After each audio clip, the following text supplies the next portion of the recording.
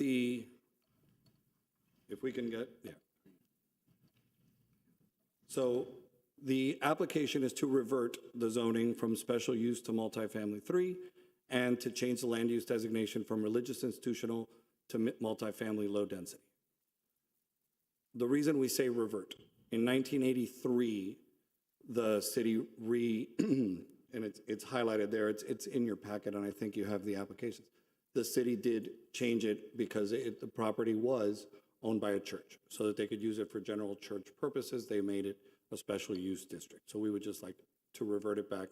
Now, what those special use district, the use that they put on it and what is currently on there, and as you can see what it's surrounded by, this is both an aerial to show you the location, just northwest of the youth center, surrounded by multifamily 3. The property immediately to the south is actually the church. And the other religious or institutional is also owned by the church. So this would pretty much complete the block. Now, what they've been doing with this, 2 1949 buildings, 4 units each, occupying each of the addresses as a 10,000 square foot parcel. So the entire project here that'll eventually go to DRC and eventually go, excuse me, for site plan approval, would be a 20,000 square foot parcel, also with 8 units. It would be townhomes. There is no increase in density here. So each of these buildings is freestanding, each with 4 units. They asked for pictures, so I wanted to show you what's there. Like I said, it's a post-war 1949 building with wall units, and unfortunately, the windows are not in great shape, as I saw. I was out there today for a little while. Hey, Laura. There are, I'm sure you're all familiar with the neighborhood. This is a product, what my clients intend to develop there is a product that is consistent with the neighborhood. It's low scale. It is an improvement it's a higher end residential product of the different townhome communities communities is a strong word, but the different townhome projects that have sprung up around this area for the last 10 to 12 years. This is a preliminary, we're not here to discuss site plan because of the size of this. I don't think the site plan comes back to you, but I do want you to see it so you understand what is intended. I'd want the neighbors to see it. This is very preliminary. We're not there yet, but like I said, it's 8 units. It corners out on Cardena. There's a driveway around the back. Each unit would have a 2-car garage on the driveway and then exit back onto Anastasia from the east side of the property.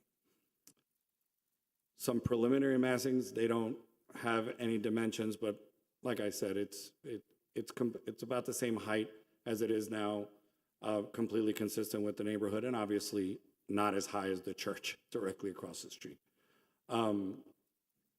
That's really what I have, and if I know I didn't do anything wrong because I'm the first one to do it, so you could tell the future people, like, don't do what Joe did, or okay, whatever Joe did, that's what we're going to do. But I'm happy to answer any questions, and I'm looking forward to hearing. I know that there's been some curiosity from the neighbors from what's going to happen there. Now we've got the mailings out for a town hall. So my daughters are stuffing these envelopes, so they're very grateful to the city for the extra money because I'm paying them to do it.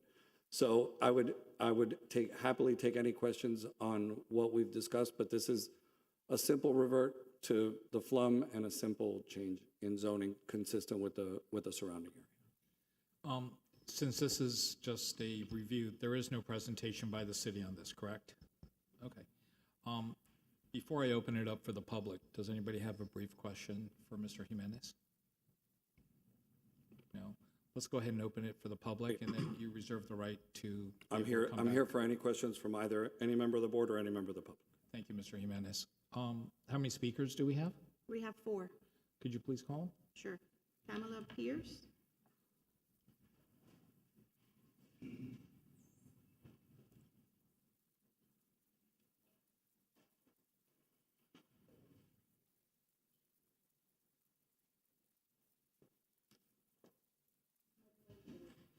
Could you speak into the speaker, one of the microphones, please? My pleasure to be here, sirs and ladies. I'm Pamela B. Pierce, and My father Could you was state the... your address for the Oh, record, okay. please? 724 Camillo Avenue, 704 Camillo, and 701 Aledo. Thank you. Okay. I'm a longtime resident of Coral Gables, a few blocks from the area that we're talking about for the 8-unit, 1 building townhome, and that gets the immediate, just saying townhome means what, steps right down to the sidewalk, and it'll be right beside in kitty corner to single-family homes.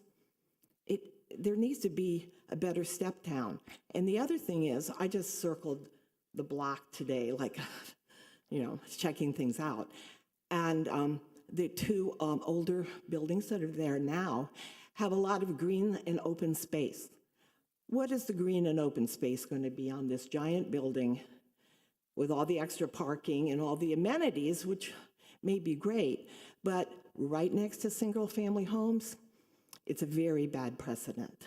And let me see, that was one of my, okay, let's see if anything else. Let's see.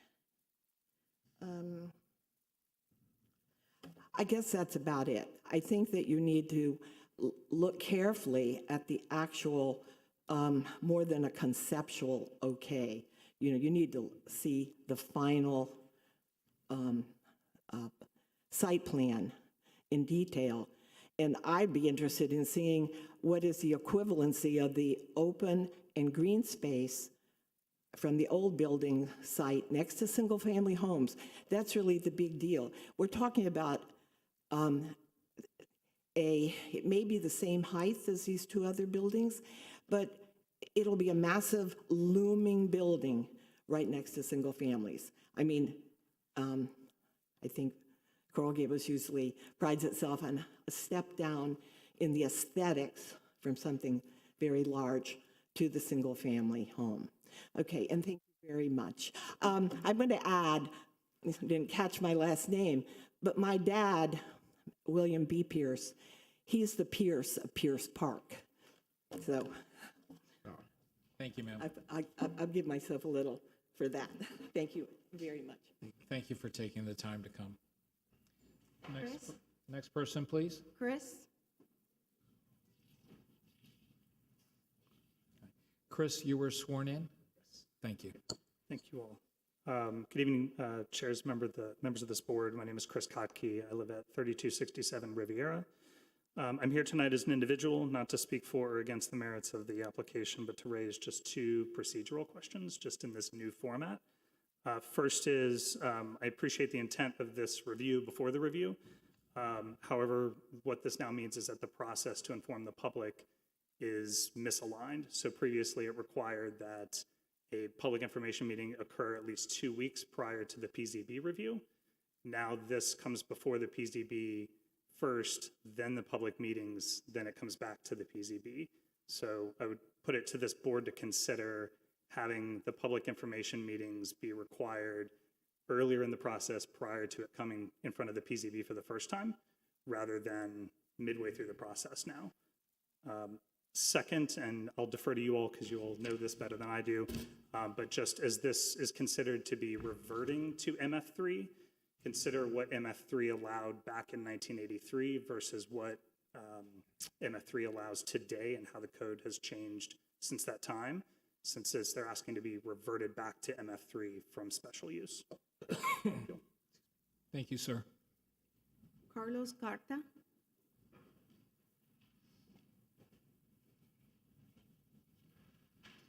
Good evening, Carlos Cartes, 715 Anastasia Avenue. Certainly appreciate the drawings that you guys have provided for us to see, but I would like for this committee to give us a 30-day delay. We have a settlement agreement with the school, and which is part of the church, and that piece of land. So I don't know if you're familiar with the restricted covenant that's on that. So what I need is my attorney to review it. So my ask of this board is to delay this vote or moving it forward until we get a chance for our attorney to review. That's really it. Thank you, sir. Thor Bruce?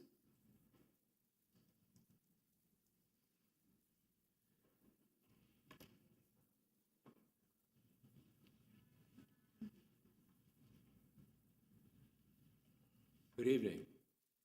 Thor William Bruce, 3252 Riviera Drive. Been a resident there since 1970. I agree with the previous speakers. I believe that we've got excessive massing and loss of open space, which is highly desirable in Coral Gables. And we need more of it rather than less of it. But I would like to take a historic look at this. We are in perhaps one of the most beautiful buildings in all of Florida. It is down the street from the Biltmore Hotel, which makes Anastasia a historic street in another sense. Almost all of Anastasia is single-family residence, 10,000 square foot lots or larger. This particular site is across the street from a single-family house, which looks like a 10,000 square foot lot. It is across another street from a house that looks like a 10,000 plus square foot lot, and kitty corner from a third house that looks like a 10,000 square foot house. I think in keeping with the historic sense of this beautiful city, that when you change the zoning from S special use, you change it to single family with either 2 houses there or maybe 4 houses there. Thank you very much. Thank you, sir. Any other speakers? No, What about on Zoom platform? no one responded. Nobody? wishing to speak. And phone platform either? No. I'll go ahead and close it for public comment. Mr. Jimenez? Thank you. So to take it, if I can have the presentation so we can.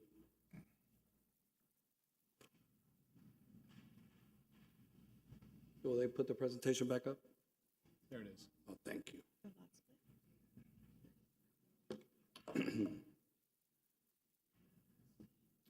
So you want to, she's signing up now. You want her to go ahead and give her comments now so that I can, and I can just do this? I'm happy to defer to, I know she walked in a little bit late.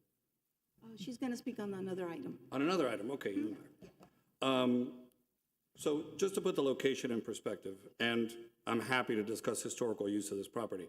These 2 multifamily buildings were built in 1949. So this has been multifamily use since at least then.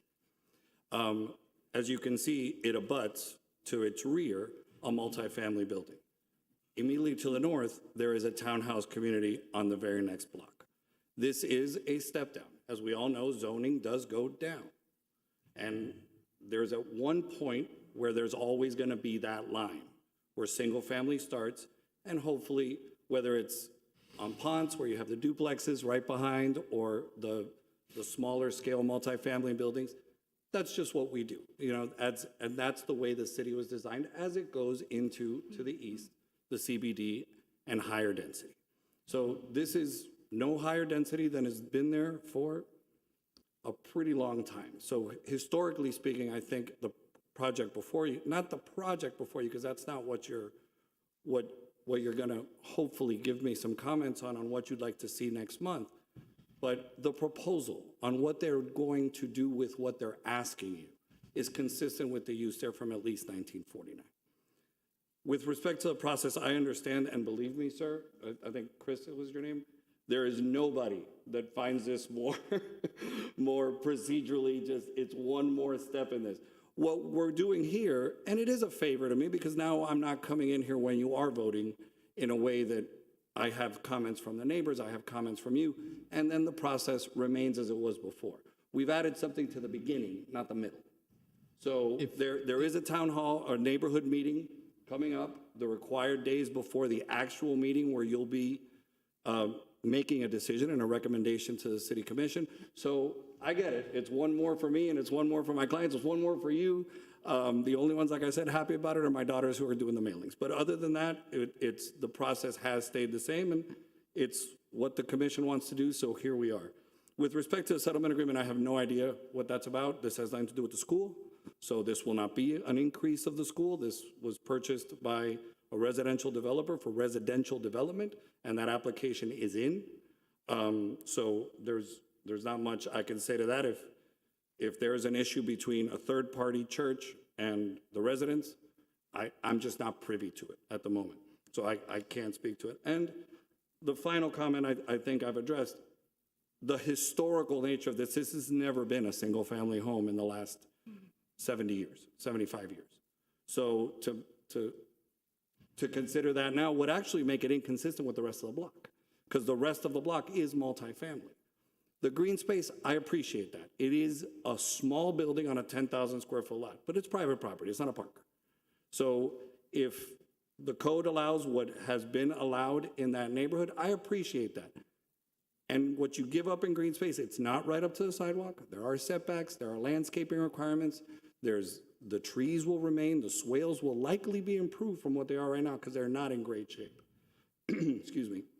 So I get the give and take there, but this is a little concrete building on a big overgrown patch of grass. This is not public green space that the kids can enjoy, and that rightfully so, her dad has her name on a park, and that's a different story.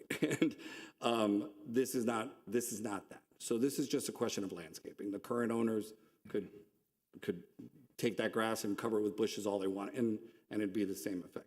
So I appreciate the concerns, but it is, in the years that I've been doing this, this is one of those that you like to bring because it's 8 for 8. It's consistent with the neighborhood. It's consistent with the block, with the exception of the other religious and institutional, which is also used for residential. The entire block is used for what they're proposing. Is it a modern Mediterranean design, but is it a modern use with the townhomes? Absolutely, it is, consistent with what else has been happening in that neighborhood. So again, I know we're not here to talk about the site plan, but you all have a lot of experience there. If that affects your decision when it comes to the zoning, I'm happy to answer questions about it, even though we won't be voting on it, or you won't be voting on it. But I'm here to answer any questions and anything that you'd like to hear more about or less about. Next month, I'm happy to listen. Thank you. Sue, would you like to start off by providing some input? Yeah, thank you. I just have one question, Mr. Jimenez. What is the setback? It's 10 feet.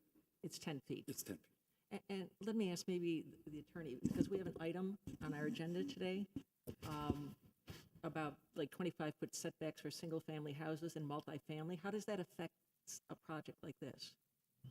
I know, I'm going to ask the department if they want to address that. There's, for this townhouse development, I assume that the 10-foot setback is what's required. I don't know what item has a 25-foot setback that's a single family. Is it the same size lot? Everything's the same? Well, it's for single-family and multifamily. I mean, If you can, talk into the mic, please. it's for single-family and multifamily, to my understanding, when I read the county ordinance, and we're trying to align with that county ordinance.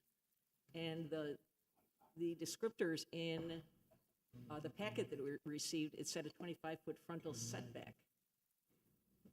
Where are we aligning with the county ordinance on, are you talking about the previous? No, I'm talking about, there's an agenda item today that we're going to be discussing and voting on. If I can add some clarity to it, that's the last item on the agenda tonight, and that is in relation to text amendments for impervious structures, stormwater management components. Oh, okay. So it's not affecting any of the existing setback requirements for our zoning districts. Okay. So it wouldn't affect. Now, Half a lot. I'm sorry, I didn't. Okay, maybe I framed it wrong, but the examples used in the packet were all 25 setbacks.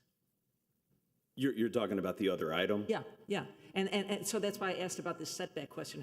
What's the setback on this project? With this conceptual item, it wouldn't be related other than looking at single-family residence and MF1 multifamily, right? duplex properties. Okay. And then the city basically amending our existing zoning code. So the Miami-Dade County, we don't have to actually start sending reviews for pervious and impervious. So if we actually implement our own text amendments, then we'll be able to keep that authority of reviewing impervious and. Sue, what I'd like to do is stick, this is just conceptual, nothing's being brought before Right, us. okay. And then we can tackle that item when it comes up and just have a discussion and a vote if necessary. Yeah, I just wanted to give some guidance also, if that was something that we were voting on later and it didn't involve setbacks, that's something I think that you would want to know. Sure. And of course, I don't see, I haven't seen the ordinance. Having an application in, I don't think it would apply to us with the application, but I can't imagine a 25-foot setback on this property because that's half the site. So, Okay. you know, so I think, so you got my attention, but I say, okay, no, I'm misunderstanding. All right, but what you're So yeah, I saying, think these 10 feet are pretty much consistent with the rest And of it. his zoning district is MF3, if I remember correctly. Well, And I'm hoping. yeah, that's the proposal. But for the last item, it's only with single-family residential 1 and MF1 zone MF1. property. So it wouldn't be relative to his. So like a all right, but duplex. basically a 10-foot setback is what you're proposing here. Yeah, it's what's required, best of my recollection, and then it's landscaping. I think you could put some stairs, you know, some steps up, Okay. things like that. But there is landscaping in the front. It's not right up to the sidewalk. Okay. That's not the case. Thank you. You're welcome. Felix? Sue, do you have anything more to add? No, thank you. Thank you. Felix? So, would you be able to go back to your, the last exhibit you had up there? Let them put it up. There you go. There, There you go. no, The massing or? no, it was the overall where you showed the zoning. There you go. So, it's very interesting the way that this has gone. Unfortunately for the neighbors, all of this area was single family except for that particular area where you have 8 units. You say that there's no increase in density. You're referring to the comprehensive land use plan. You're not referring to the amount of units that exist there now, which are only 8. And we're proposing 8. Right. Except when you look at the density of the amount of square footage and the size of the units, it is possible to understand that based on the massing, that you're going to have more people living there, more cars. So the impact really is not just the numbers of the units that you have there. Comparing 8 apartments to, let's say, 8 single-family mansions, it's a different animal. The second thing that you said is the consistency with the neighborhood. Can you put that back on, please?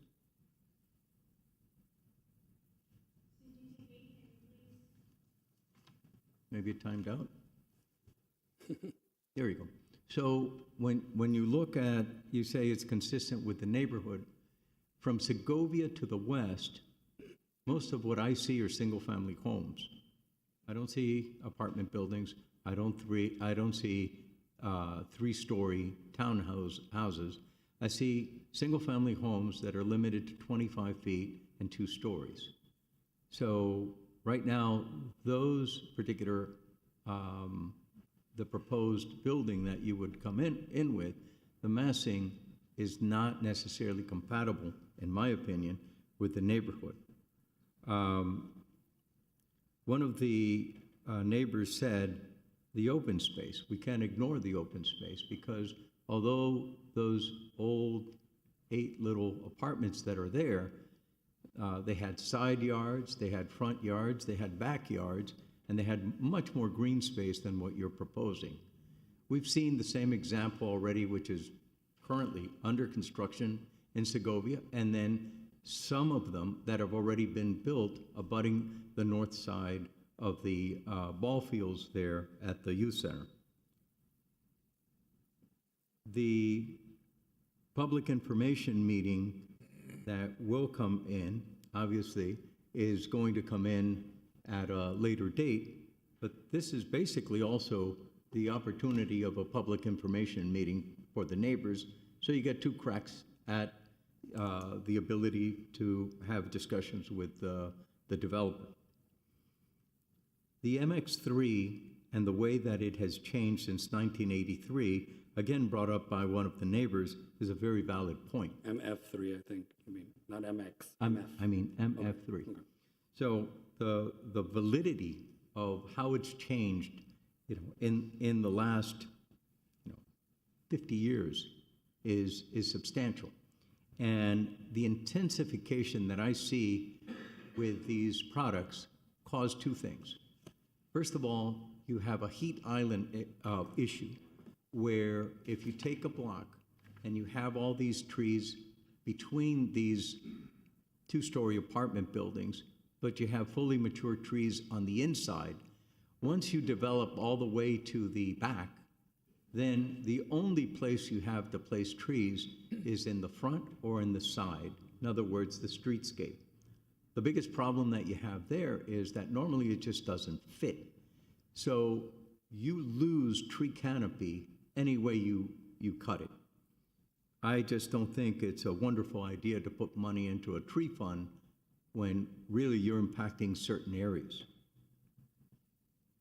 The settlement agreement, for me, it does mean something because right now we have an issue that we have special use that was granted and bound many, many years ago to a church. And a church is a church use, which has a certain amount of intensity. The intensity that we're talking about now is not the same comparing one housing product to another housing product. The excessive massing is really alarming because it is totally incompatible with the great majority exempting yourself from and removing yourself from the church. When you look at all that single-family residential area, the massing is just not in keeping with the neighborhood. The special use that I see compared to single-family is way over the top. The 10-foot setback per code for this proposed zoning change was intended to be used in other areas.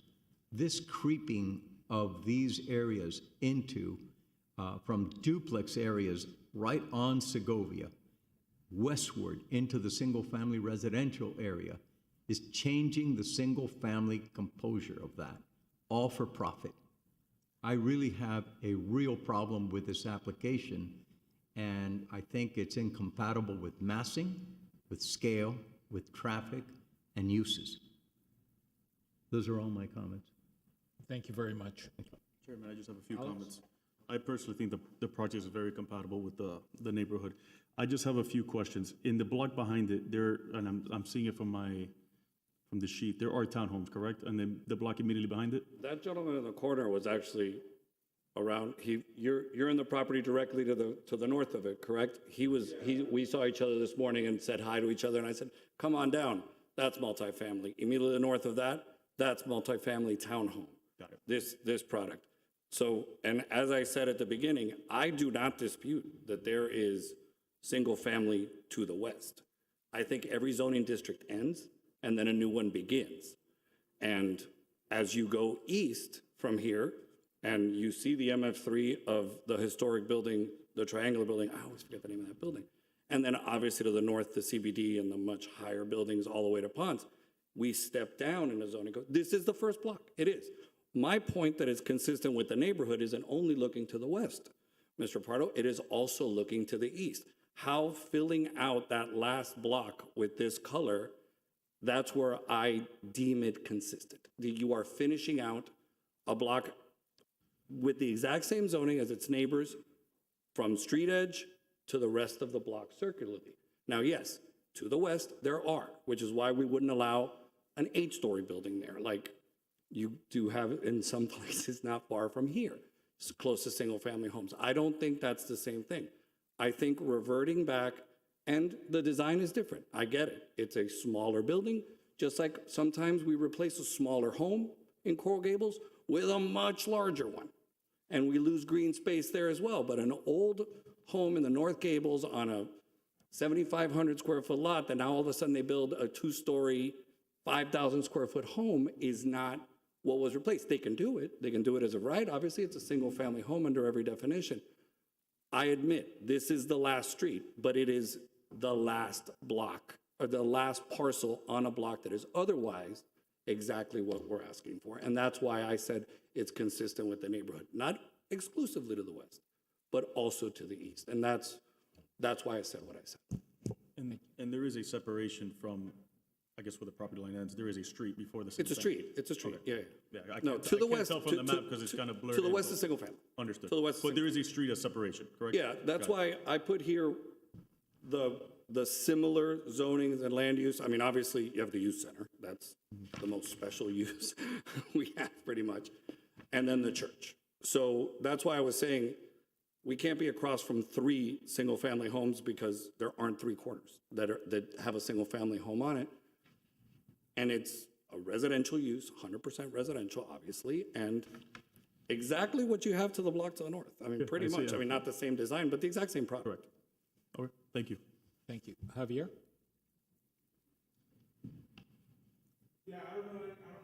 Excuse me. Thank you. If we close it to public comment, I appreciate it. Thank you, sir. Javier? Good evening, Mr. Jimenez. How are you? Hello, good, thank you. I'm going to confine my comments basically to the schematic portion of what this is. This is a schematic. There's a rough massing. I think it's taller than the existing buildings that are there. I think that I agree with Mr. Pardo that your actual building density as a component of square foot per acre, your FAR is a little bit higher than what was there before. But again, what was there before was just a land bank building enough to pay the taxes. It was built in the 40s. There's a bunch of them throughout the north end of the Gables.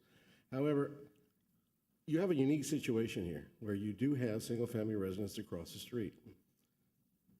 I would look at your site planning and see where you can maybe rework the entrances so that it comes off Gardena, and then you can slide the building closer to the east, so you create a bigger setback on the Cardona side.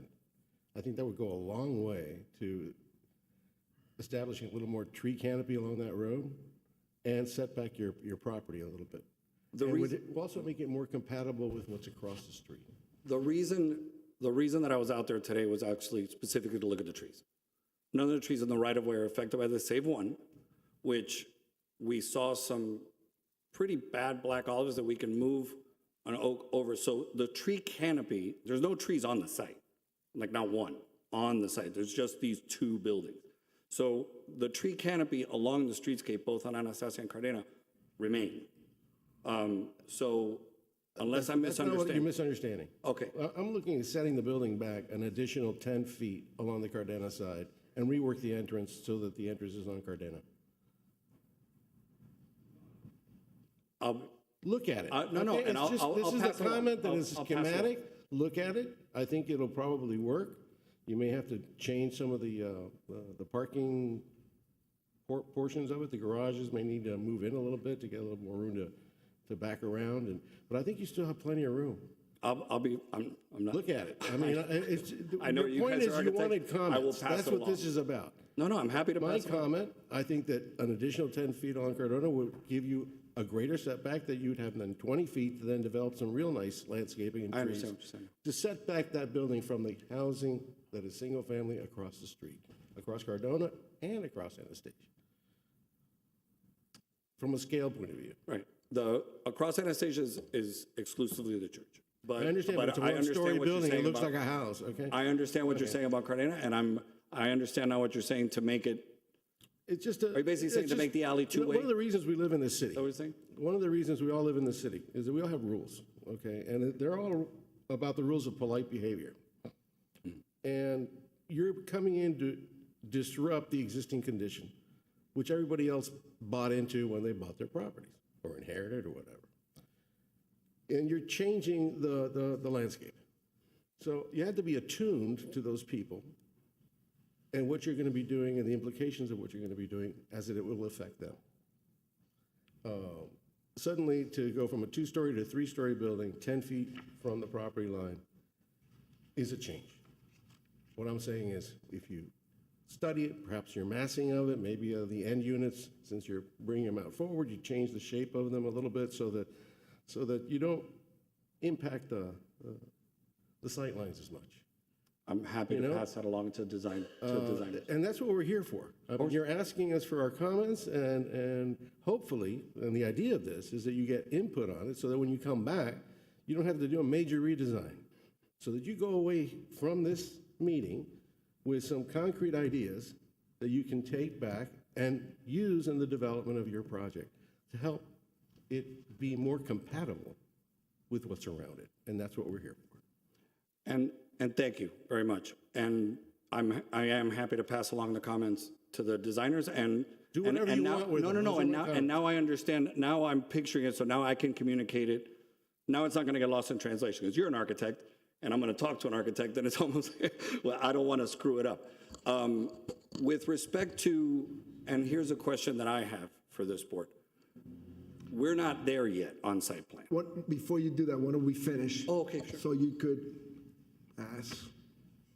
Javier, are you done with your comments, or are you like? Primarily, yeah. Okay. Robert? Thank you. If that's okay, and then we'll. In principle, I don't have a problem. And by the way, I do agree with Javier's comment. Where I have a problem, and this is where I voted against this process, to come to this board, and this was back in January. I remember we go back, I voted against it. Why? Because this should have gone to the BOA to determine the compatibility of the project. We may be architect, but I don't think we should be deciding whether this is compatible or not. The Board of Architects should be doing that, not us. And that's what I have the problem. My concern is that we're being put the responsibility now to say, yes, we could look into this, but is this really compatible or not? I will agree, and that to your north, you have multifamily. To the north of that, immediately to the north, you have a very similar building type as you have here. So I think the compatibility from that aspect is there. I just don't like to be put in a position that I am determining whether this is compatible or not. That should be the Board of Architects. I think that you heard some of the comments, and if I will make we cannot vote on anything. I do like to see what one of the speakers asked for. If there is something that is an agreement that may affect this, I think that should be heard before you come to us. I don't want to be put in a position that I'm making at that time, that even we're making a decision with something floating out there that may impact this or not. So those are my comments, and I'll leave it at that. Thank you. A lot of the comments I echo a lot of the comments that have been said. I agree with Robert in the process. I know there's a gentleman that spoke about the request of the delay, Mr. Carlos. I would encourage you, if you wanted to speak to the city attorney or the representative. We can't control that. We have no voice or vote on that. I know that there was a lot of discussion at the time when townhomes were being looked at throughout the city, and part of that discussion was the entrances for the cars were through an alley, if that was available, and a lot of the discussion was for the projects to come close to the sidewalk. And that's up to the building department to take a look as to what's best. And I agree. I mean, the Board of Architects needs to go ahead and really look at this as far as compatibility. I agree with the comment that Felix made that basically said you now have a second review, a second comments, meaning the owners can come here and before you're going to have another meeting with the neighbors, but they already know what the project is, what's going on with the interested neighbors. Go ahead, please. And I was at the meeting where you voted against that. I remember. I was there for a different item. And that was actually going to be the question that I had. So I'm glad you brought it up, because my question to you all is, I still have to go to BOA. I'm not asking you to approve the project. because I'm showing you the project because I want the neighbors to understand what we're looking to do with respect to uses. This has nothing to do with the school. This isn't a high-story building. It is a townhome development consisting with the zoning. I still got to go to DRC. That all is done. So my question was going to be, wait, guys, how much of this do I have to have cooked before I zone it? Or before I change the flum? And this I would happily bring in staff or the city attorney, because what I'm here for is a land use and a zoning code amendment. The Board of Architects and the city's DRC will give me my comments, the architectural comments, the setback and everything else. Absolutely. Now, you're still a board that I have to appear before for this. So if you want to see it more than I've given you, it makes it a different issue because we're not cooked yet. It's like, let's get the zoning and then I know what to design. So I agree with you, Mr. Behar, and I was at that meeting. I remember your comments. I distinctly remember your comments. So that was going to be my question. What do you want to see next time around from a design perspective? Through the chair. Yes, Okay, sir. what we're here to talk about is a zoning change, is the reversion of a special use back to an MF3. So that's what we're really here for. And how do we feel about it? I think it's consistent with the overall plan. I don't have an issue with that. And I think that whatever aesthetic, density, design, placement, comments that any of us could have made or are a bit out of turn, because that's not what we're here for. But ideally, you're getting them. Whether you like it or not, you're getting it. So, which is why if you want more of it, But the point of this whole thing is that you get another bite at the apple, both you and the residents, so that when you go to the Board of Architects and you come back here, you have already gone through the beginnings of one cycle and will have informed your next cycles so that it becomes more linear. It's less of a back and forth where we would wholly object to the project for whatever reason. And that's what we're trying to avoid. Mr. Chairman, Yes, sir. I'd like to remind the board members, also the applicant, of exactly what happened with the process. The process was we had the chair of the Board of Architects standing right there and told us that they had been directed by the city attorney's office to look only at as if certain changes of zoning had already been approved, although they weren't. Correct. And to be crystal clear, what this does is it gives the ability for the applicant to listen to, from a contextual standpoint, what it is. In other words, if the applicant goes to the Board of Architects now, and the Board of Architects understands exactly what we've been discussing and what our concerns are and what the questions are, it gives them the ability to do what they're supposed to do, which is already in the code. And then it also gives the ability for the city attorney to understand that it's hands-off. Board of Architects does what they're supposed to do, and they cannot be told. And you know this clearly. And that's the whole point. The point is that they were being told, you must consider this like if it was already given, because their first question was, what is the ask? And they were told, you can't ask what is the ask. This is why this process was put in there, just to remind this board. Mr. Chair, I have a question for Mr. Pardo. Sure. If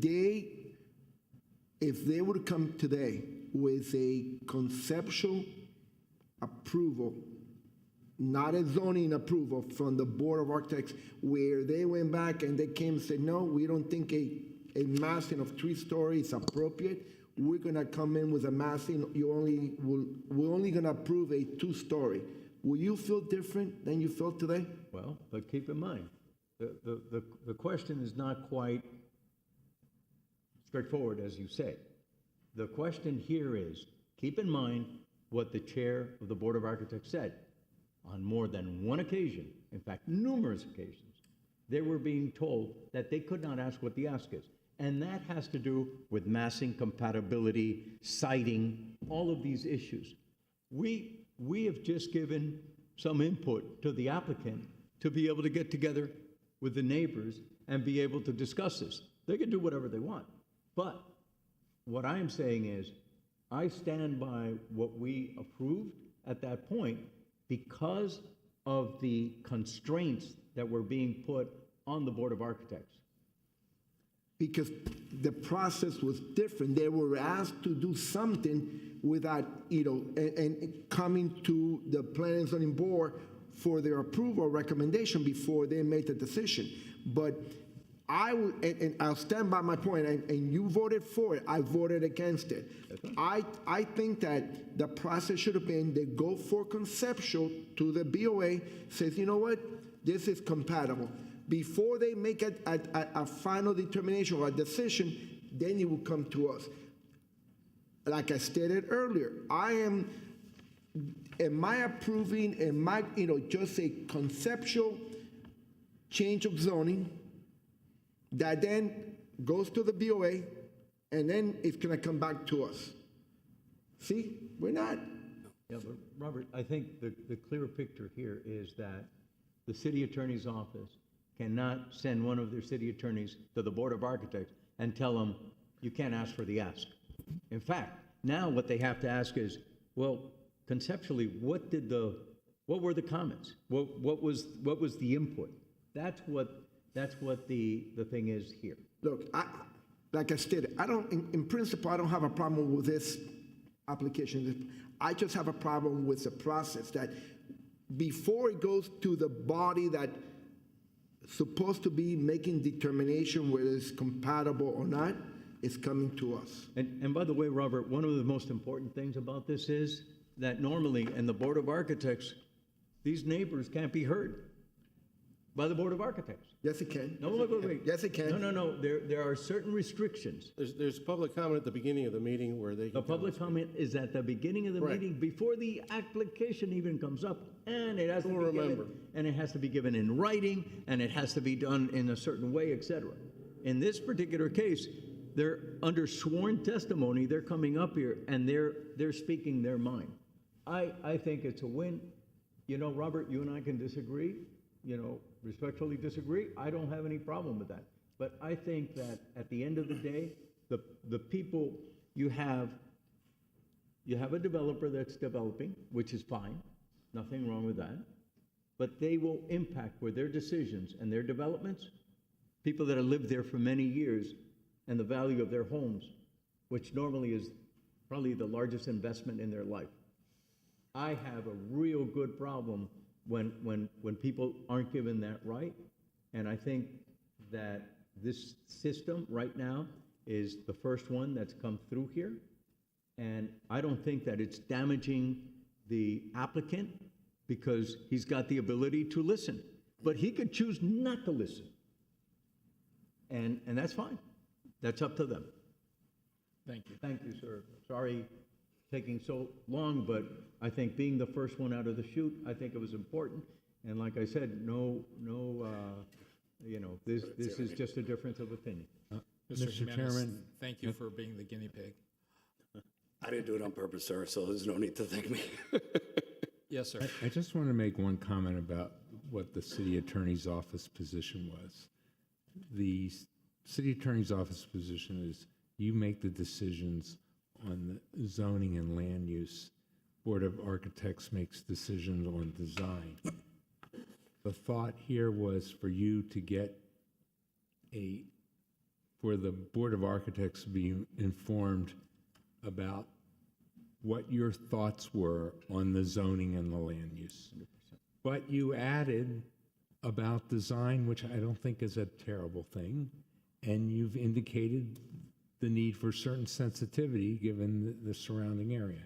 So I think you've accomplished what you've wanted to accomplish. And it is non-binding. We're not even voting on it. Exactly, that's why. There's no vote tonight. You get all this for free. Thank you. No, it wasn't free. I had to pay my kids, remember? Take it and run. Let's go ahead and any other comments? And Mr. no, my only other question would be that, because there is uncertainty, so I'm sorry, I don't want to be surprised later or accidentally surprise you. I don't know if we'll have been to BOA by the time we get back here. It's not required by the code, but if, like I said, you guys are voting, so if you're going to require it, then I got to factor that in. I know we will have not been to DRC because there's one thing is the design, and applying for a zoning change and a FLUM change is relatively easy. I can show you these 11 slides and we can talk about compatibility, and that's that. The design is not really part of this application. If you'd like to make it more so, then if you have more questions or if the neighbors, like I said, I think it's August 26th at the office right here on Salcedo. We're having the neighborhood meeting. Like I said, 731 mailings have gone out twice, one for this one and one for that one. So there's been, I hope to have people show up. I hope to answer their questions. But the design, I don't know if we're there yet. Now there's comments that I understand the alley, I understand all that, but how much do you want from a design purpose next month? I can't speak for anybody else. Where there will be a determination made, that's why I'm asking. Well, I can't speak for anybody else on the board. For me, this board is not here to look at your design and tell you how to design it. This board is a zoning and planning board. For myself, I would rather you go before the DRC and the Board of Architects prior to coming back here. Okay. What I would encourage and one of the things we've always required is a site plan when you come back. That's what we would look at. Yes, Javier. And if I could just make a comment, I think this was a win-win, truthfully. You have information that you didn't know about. Javier had great suggestions, for example. Felix had some good comments. And you heard from neighbors. This is a win-win. Mm-hmm. No argument. No argument. I'm going to, as much as I get questions from you, I'm going to have to ask them myself because, like we said, I'm the first one, so I wanted to know what, and Thank we'll you. take it from there. Javier, you had a Chair, question? we're really here to help you. And so among the things you may want to look into is the historic nature of those buildings, see if you can, what it's going to take to get a certificate of appropriateness for their demolition. We have a determination letter request in from Historic, and that's a I'm not requirement of asking if you DRC. got it or not. I just want to make sure that it was included We've as asked part for of it. what you're doing. Okay, Thank that's you. it. Yeah. And I agree with the Chairman's comment. What I would like to see DRC, BOA before coming back over here. That's me personally. Okay. Thank you. Thank you, Mr. Jimenez. Thank you very much. Thank you. Thank you, sir. Next item, please.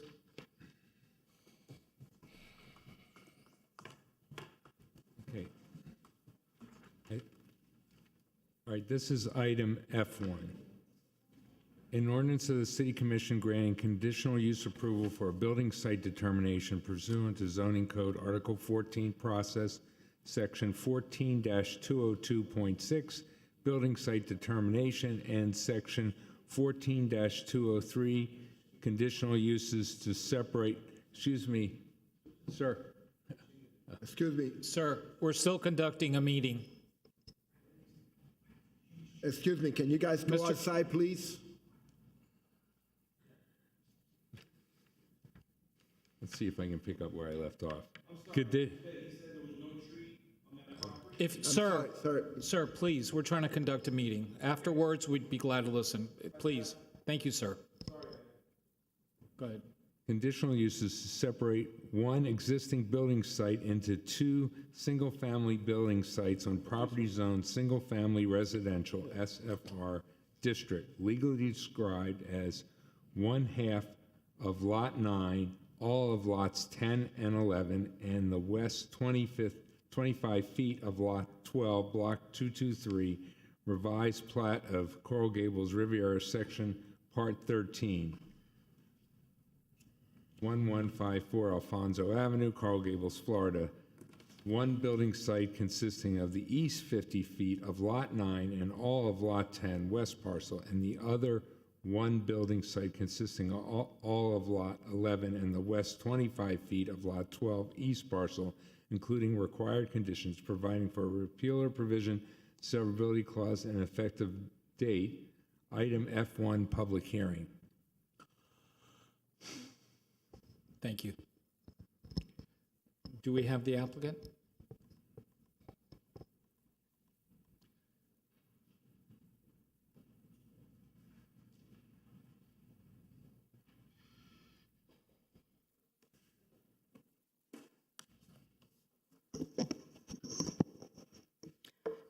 Good evening, Mr. Chairman, members of the board. For the record, Laura Russo with offices at 2334 Ponce de Leon Boulevard. I am here this evening representing Jillian Gajero Gazzolo and her husband Alvaro Gazzolo. Only Jillian is here this evening. They are the owners and residents of the property at 1154 Alfonso Avenue. They've lived there for 26 years, raised their family there, and they have been Coral Gables residents for the past 35 years. For those of you that may not be familiar with Alfonso Avenue, I know certain of you on the board are. It is located a few blocks south of Hardy Road, and 1154 Alfonso is located west of Maynada Street and just north of the Maynada Bridge. And it is abutted by the Mahi Waterway on its south side. This property measures 225 feet wide by 160 feet deep. If I could ask them to cue up the, there we go.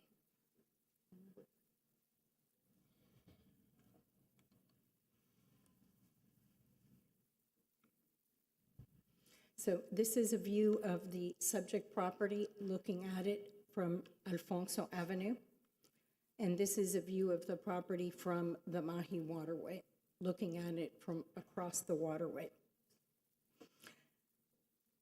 The property, as I said, is a 36,000 square foot property. The applicants are proposing to separate the property into two building sites.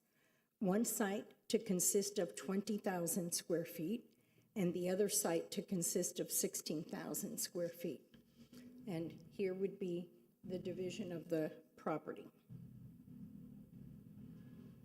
The average building site in the immediate area is 12,300 square feet, and within 1,000 linear feet, it increases a little bit more to 12,685 feet. The average street frontage of the surrounding properties within the perimeter is 92 feet. And here is, you can see very faintly, but you should have in your package, the map that shows the 1,000 linear feet. So the zoning code allows for a new house. If this house were to be the existing house to be demolished, a new house could be built there following the zoning code of a size of 11,950 square feet would be allowed at this residence, at this property. To give you an idea, it would be way out of scale and character for the surrounding neighborhood since they are much smaller building sites. This slide gives you a real idea. This is an actual 11,880 square foot house, also located on a waterway, a different portion of the waterway, and it is on a 37,000 square foot lot. And you can see that's a rather massive property. Here is another example of a house that has been built way out of character for the property. It's on South Alhambra. Some of you may remember when Anthony Abraham did all the Christmas decorations. This is across the street south. And there is a house on 6 lots, and it now is about, let's see, it's almost a 30,000 square foot site, and the house is 10,475 feet, and it's about 3 times larger, both in property and in size and square footage, than all the surrounding homes in the area. The granting of this request of our proposal for this lot separation would end up with 2 properties substantially larger than the majority of the homes in the area, 20,000 and 16,000 square feet, and also proposed homes at 5,625 feet and 5,948 feet. So there's a lot of discussion about the Board of Architects. This house was reviewed by the Board of Architects. The architect Antonio Rodriguez of CAD Studio Architecture designed 2 homes, one for each of the building sites. And he presented these designs to the Board of Architects numerous times, May 1st, June 12th, July 10th, and final approval was received on July 17th. Alvaro and Jillian had originally intended to only demolish the eastern portion of their lot, if you can see, to bring it into conformity with the zoning code and then renovate the balance of the house. However, when the architect started reviewing the original plans, the house was built in 1948, but in 1980, it was doubled in size. And so the house has 4 different foundation slabs, 2 different electrical systems, 2 air conditioning systems, 2 septic systems. So in essence, it's 2 houses under the cover of 1 house. So a structural engineer who reviewed it recommended that it be demolished.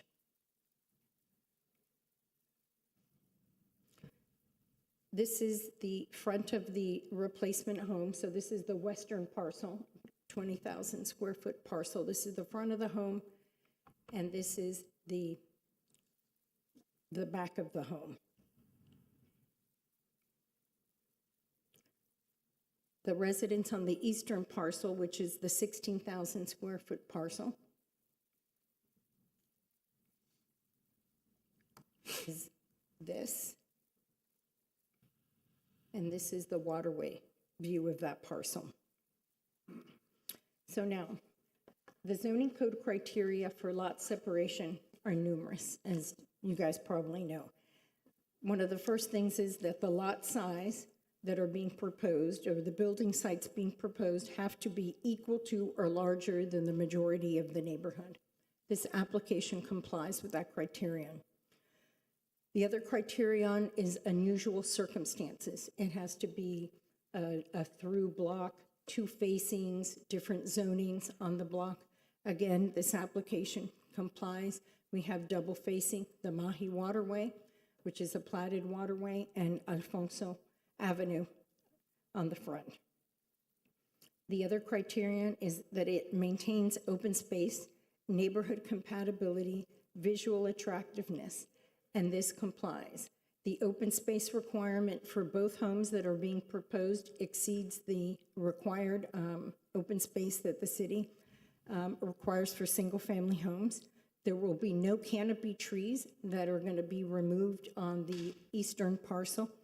And on the western parcel that has the existing home, there are 2 beautiful Japanese orange blossom trees that are actually going to be moved to the front of the property. So there is no demolition of any, a removal of any trees. The following criterion requires that 2 of the following 3 be complied with. 1, that the street or waterfront be equal to or greater than the majority within 1,000 linear feet. That average is 92. We are proposing 100 and 125. That the building sites would not result in any existing structures becoming nonconforming as it relates to setbacks, lot area, width, ground coverage, etc.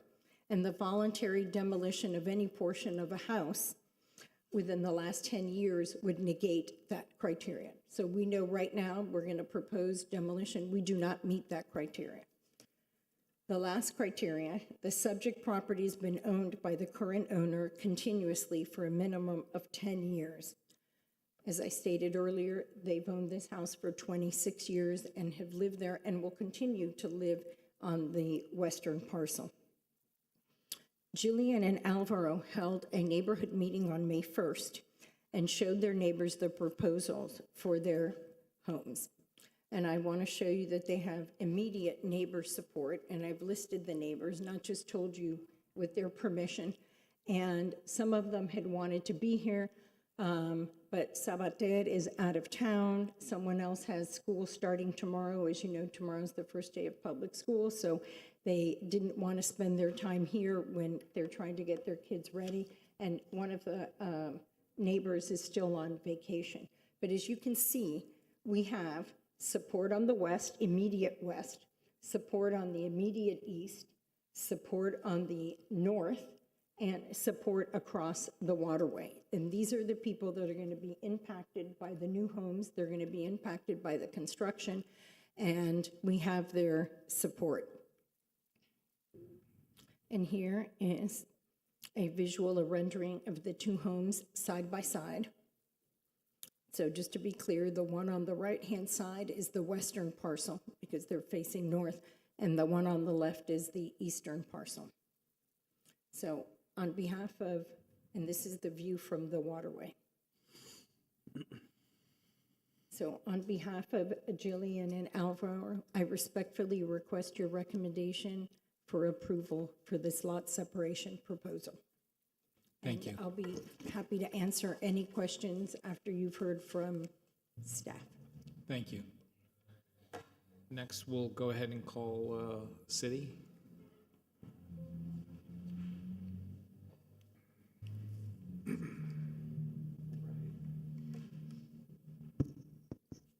Good evening, Planning and Zoning Board. Craig Southern again, planning official with City of Coral Gables. If we could please have the staff PowerPoint presentation brought up, please. All right, we're going to try to go through this and just be concise. As previously mentioned, the subject property is at 1154 Alfonso Avenue. It's a conditional use request and a building site separation. If you take a look at our location map here, as previously indicated by the applicant's agent, the subject property lies south of Alfonso Avenue and north of Mahi Waterway. The existing subject property has 36,000 square feet, has 225 feet of frontage and 160 feet of depth. It's, as you can see on the slide, it consists of the east 50 feet of Lot 9, all of Lots 10 and 11, and the west 25 feet of Lot 12 within Block 223 of the Coral Gables Riviera section, Part 13. The site currently contains a 3,913 square foot two-story residence that was built in 1948, along with a pool, patio, and existing boathouse. If you take a look, you'll see the future land use and the zoning map designations, which is similar to all the surrounding properties. Currently has a single-family low density future land use map designation and a single-family residential zoning district. You'll take a look at the existing survey right now of how the property currently looks. So onto the request. If you take a look at the proposed building site separation, the applicants request a conditional use approval under section 14-202.6F of the zoning code for a building site determination to demolish the existing residence and to divide the subject property into two single-family building sites. The west building site would consist of 20,000 square feet with 125-foot frontage, and it would be the east 50 feet of Lot 9 and all of Lot 10. The east building site would consist of 16,000 square feet, 100 feet of frontage, all of Lot 11, plus the west 25 feet of Lot 12. So what is being proposed? A new 5,625 square foot two-story residence is proposed on the west building site, along with improvements to the existing pool, patio, and boathouse. A new 5,948 square foot two-story home is proposed on the east building site. The combined proposed floor area of 11,573 square feet remains under the 11,950 square feet maximum that's allowed for the existing unified lot as is in its current configuration. Individually, each proposed building site, if approved, would still comply with the maximum allowable floor area ratio for both the west and east building sites. This may look slightly overwhelming, but this is the building site information. This table basically compares the proposed building sites with the applicable zoning code requirements for single-family residence. This analysis shows the subject property can be developed as proposed and meet the requirements of the zoning code. Once again, as previously indicated, the cumulative floor area ratio that's permitted currently right now of 11,950 square feet. What is being proposed would be the combined proposed floor area if you add both proposed west building site, east building site would equal 11,573 square feet. As previously mentioned in the applicant agent's PowerPoint, it meets all of our zoning code requirements, our site development standards, and is also, it meets and exceeds the average, which the lot area average within that 1,000 square foot area. See if I've got that here. Well, we'll get to it here in a second. But it actually, the average is between 12,685 to 15,714. So you can see that the proposed building sites are at 20,000 square feet and 16,000 square feet. We'll take a look at the proposed elevations from both the front and the rear. Here's the west building site, the front elevation, the east building site, proposed front elevation. As previously mentioned, this has gone through the whole entirety of the review process within the city. It went to the Development Review Committee on March 21st of 2025 of this year. The Board of Architects had 4 separate meetings, and the Board of Architects approved it last month on the 17th. The mandatory neighborhood participation meeting was conducted on May 1st, and now tonight we are at the Planning and Zoning Board looking for a recommendation to the City Commission. This would require 2 City Commission hearings. So public notification within the 1,000-foot radius, a total of 297 mailed notifications were sent out twice during that May neighborhood participation meeting and then previously before the Planning and Zoning Board. City staff has received a collective of 10 letters of support from residents in the surrounding neighborhood.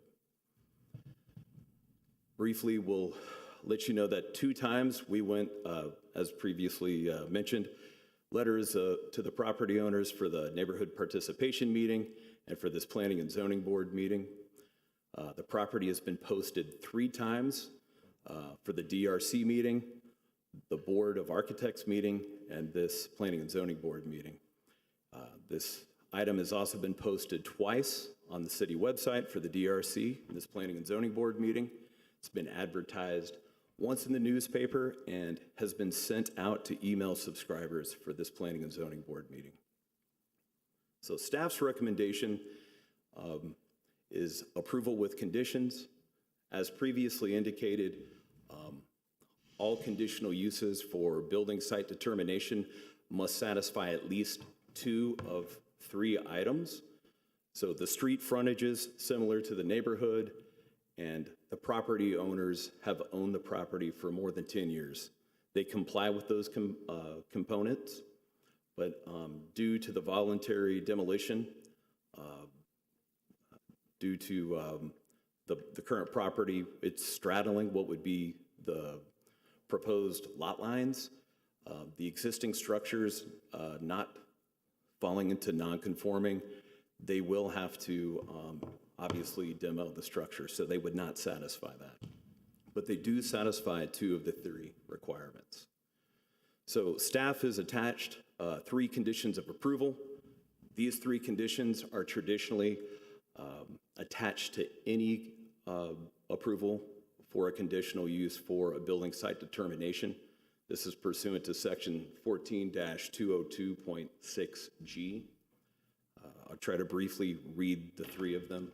The first one, the new single-family residence, both of them constructed on separate building sites, shall meet all applicable requirements of the zoning code, and no variances shall be required or requested, which is currently the case. Number two, the plans depicting the site plans and elevations of the residence on the separated building sites and submitted as a part of the conditional use application shall be made part of the approval with any instructions or exceptions provided by the City Commission. Any changes to the plans are subject to section 14-203.10, the zoning code. And finally, the third condition, a bond shall be required as determined by the building official if necessary to ensure that the timely removal of any nonconformities as a result of the building site separation approval.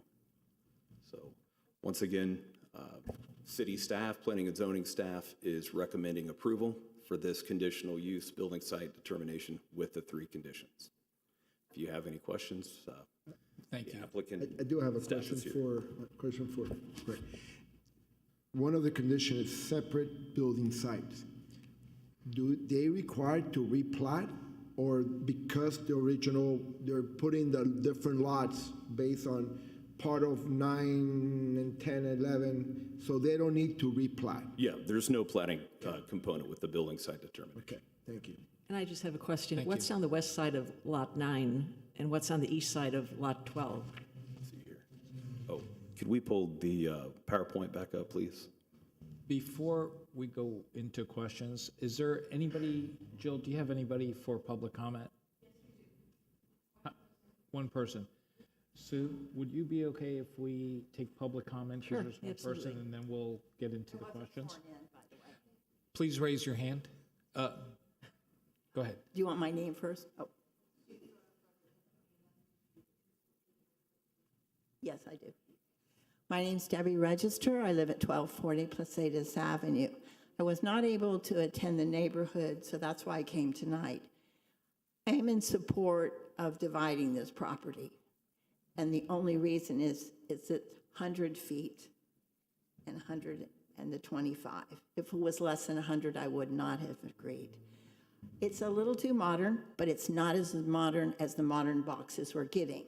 So as far as the architectural design, I'm okay, but I know that's not part of yours. So I am, in favor of this, and it's going to be a plus to our neighborhood. Thank you. Thank you, ma'am. Do we have any other speakers? No. Anybody on Zoom? No.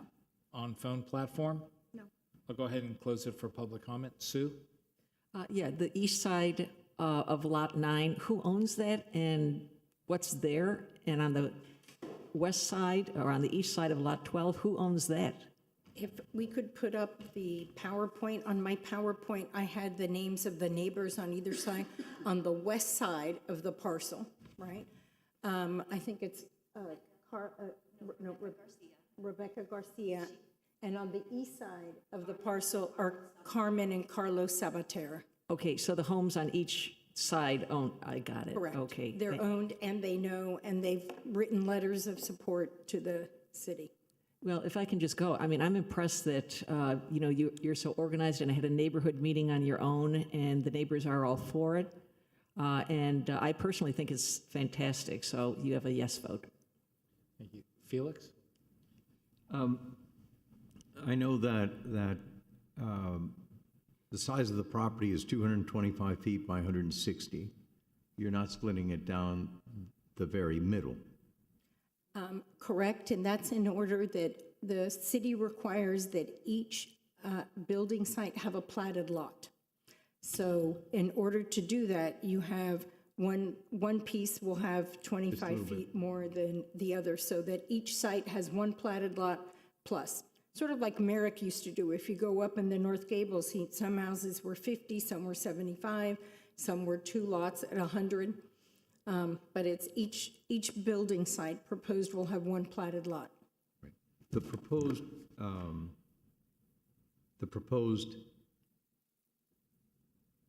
houses, are they built to the very maximum of the FAR? No, they are not. So do you have the number of what they're doing? Because right Yes. now, if you take the maximum FAR of both lots, you get a total of 13,450 square feet, that if they would only build on one lot, it would be 11,950 square feet, which means it would be a 12% increase by putting two houses on there. Right. One house, the one on the 20,000 square foot lot, is being proposed at 56. Hold on, I have it here. Actually, once you put up your presentation, the city, because it's clearly, what they're doing is what you're allowed to do in one of 11,900, the combined two square footage will be a little bit less than that. Well, that's, Right. It was on the city's. I'm not as young as you are, so I didn't pick up the numbers that quickly. But also, one of them is built a lot less than what could be. One of them could be built to 7,000. You're right. The total could be 13 if they maxed out both houses. And so they are reducing them so that they are both under what one could be all by itself. I think it's important to understand, because most people don't understand that in just an example like that, it's a 12% increase of the square footage that you're allowed. And obviously, the homeowner is not speculating, at least on one of the two houses, so therefore, by not going to the complete maximum, it's more compatible with the neighborhood. Then the other, yes, sir? I just, as staff, I just wanted to clarify. So as the existing site is at this very moment in time, the maximum FAR permitted is 11,950. That's what I said. So, and with that split, they are actually going to be less, even after splitting. Right. They're going to be at 11,573. Which is great. So, the reason is most people don't understand that, but I think that's important. The other thing is that unfortunately, over time, the code has been changed over and over again. And my concern and my specific question to our city attorney is, I think one of the most important components has always been if there's something straddling the property. This board has gone over the years, has wrestled with that. And it used to be mandatory that you could not straddle, let's say, a fence, a gazebo, or anything like that. Or a barbecue pit. Or a barbecue pit, that was the last one. And the thing is that my concern, if you could address it, is establishing a precedent. I think your city council has established the precedent by changing the code and not requiring this as an impediment to separating building sites. So it's still one of the requirements if they can't meet the other two. Right, but if they meet the other two, then don't have a problem with the straddling of the site. So they've created the precedent. They've changed the code, and they are following the code. Okay. Those are all my questions. Thank you. I'll be brief. Just a few comments. I have no questions. I think it's a great proposal. I'd rather personally see two different properties than 11,000 square foot mass. So to echo your thoughts, I'm a yes vote as well. So. Thank you. Javier? I'll let Mr. Behar go first. Thank you. I agree with the comments. I don't have a problem. I think I'd rather see two houses, smaller houses, than one big one. So I'm in support of the application. Javier? I think that this is a perfect lot split application. I've rarely seen one. And, I lived long enough and was here long enough to see one. So I'm certainly in favor of this, and I'm ready to make a motion on that. Well, I'd like to ask a few questions, if I may, beforehand. Is there a covenant that exists on the property today? No. There's a covenant. May I ask you to come up, please? Let me ask her to come up and you have to say. Thank you. Could you state your name and address for the record, please? Yes, Jillian Gazzolo, 1154 Alfonso Avenue. I'm the owner and applicant. Thank you. Is there a covenant that exists? Yes, there is, and prior to even starting this, going through DRC, it's my understanding and speaking to the city attorney that there's a simultaneous procedure that when the commission votes, that they vote in approval, they vote to release the covenant. Is Do you it know a when unity the- of title? And they've done this before, and that's Unity of title? Excuse me? No, Is the it's- covenant a unity of title? No, it is not. It is a restrictive covenant. For That- what? For when was that done, or do you know what? My understanding, it was done in 1980 when they did the the addition to the house. And there's a whole story, but I don't have facts to back it up, so I'm not going to say anymore, but that's appreciate what I it. understand. Understood.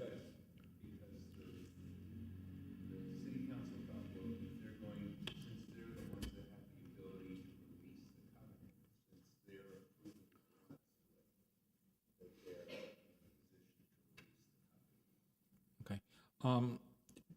Are you under any contract or agreement to sell the property currently? No, Okay, so your intent is to live on one, and absolutely. We love Coral Gables. We want to stay right where we are. thank you. For me, I've always been against lot splits. Laura knows this. I know that very well. And just as one board member, while I understand that the commission can undo the covenants were put in place for a reason. As far as the unusual circumstance, such as multifamily facing, multiple facing, Multiple facing. correct. I'm not so sure the intent was if it's waterway as one of the facing. I'm not sure, I can't tell you that, but to me, it doesn't meet that requirement because of that. And the fact that there's a house built across it, as Felix had stated before, I understand it's not one of the determinations. You have the votes, you have the support, but for me, a lot split, it's a nice design, don't get me wrong. It's a very nice design. I have no issues with it. My only comment would be to Laura that when the project goes to the B of A for 4 times and then it stated that the B of A approved it with no comments, I think there were a lot of comments along the way to get it to the point. There actually were a lot of comments, but they had to do with the architecture and trying to get one to be more Florida vernacular, which is the western parcel, which is the parcel that Jillian and her husband will live in, and the other parcel, to make sure that they were different enough and that they particularly wanted the Florida vernacular. They had a different style, and so the architect and Jillian very willingly worked with the Board of Architects to come up with a style that the board felt was more compatible with the neighborhood. So it wasn't that they didn't have comments, they did. I'm sorry. Understood. It doesn't look like a development where you have, Correct. Model A, Model B next to it. It Or they're looks both really not nice. the same, Yeah. is what it is. I appreciate it. If anybody would like to make a Through the chair? recommendation. Yes, sir.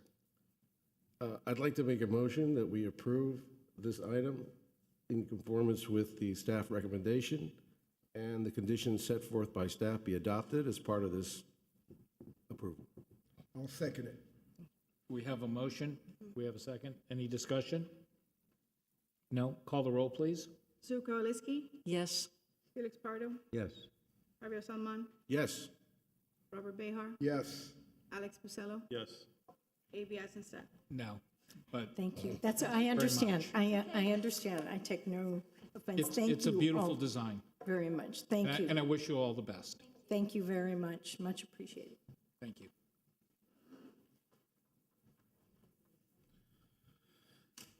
Next item, please. Next item, item F2, an ordinance of the City Commission providing for text amendments to the City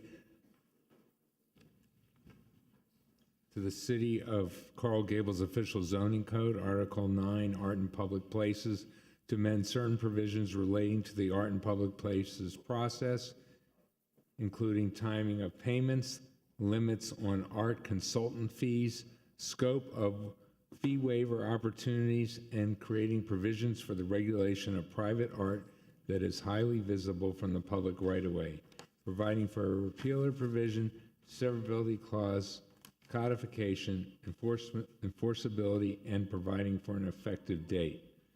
Item F2, public hearing. Thank you. Sir? Forgive me. All right. Good evening again, everyone. As just indicated, this text amendment is for the City of Coral Gables Art in Public Places. Is that the item we're on? Yes. Is that okay? Thank you. Thank you, Sorry, sir. I was. State your name for the record. Craig Southern, once again, for the third time, planning official, City of Coral Gables. Briefly, the City of Coral Gables Art in Public Places program is established under Article 9 of the Zoning Code. It is a municipal initiative that integrates public art into both municipal and private development projects, reinforcing the city's identity, cultural heritage, and commitment to high-quality design. Modeled in part after the Miami-Dade County's public art ordinance, the program requires eligible construction projects to contribute a percentage of construction costs toward the acquisition, installation, and maintenance of publicly accessible art.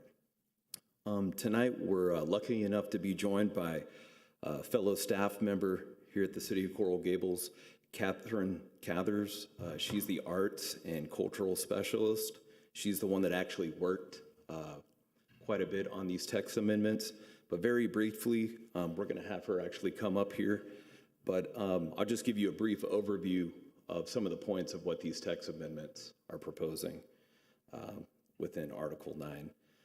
One of them is to allow fee payments prior to the issuance of certificate of completion or temporary certificate of occupancy for TCOs, refine waiver provisions to ensure they are directly tied to public art or related to public benefit, codify limits on art consultant fees that may be credited toward project requirements, and updates within the definition component within Article 9 and procedural language for consistency and transparency. So if we could have Ms. Cathers come up, I think she could definitely do a better job than I'm doing. Yeah. Good evening, Chair, members of the board. Catherine Cathers, Arts and Culture Coordinator for the City of Coral Gables. So as Craig have mentioned, we are just looking for, refining the code a little bit. It's going to help both from the staff side and also from the public side.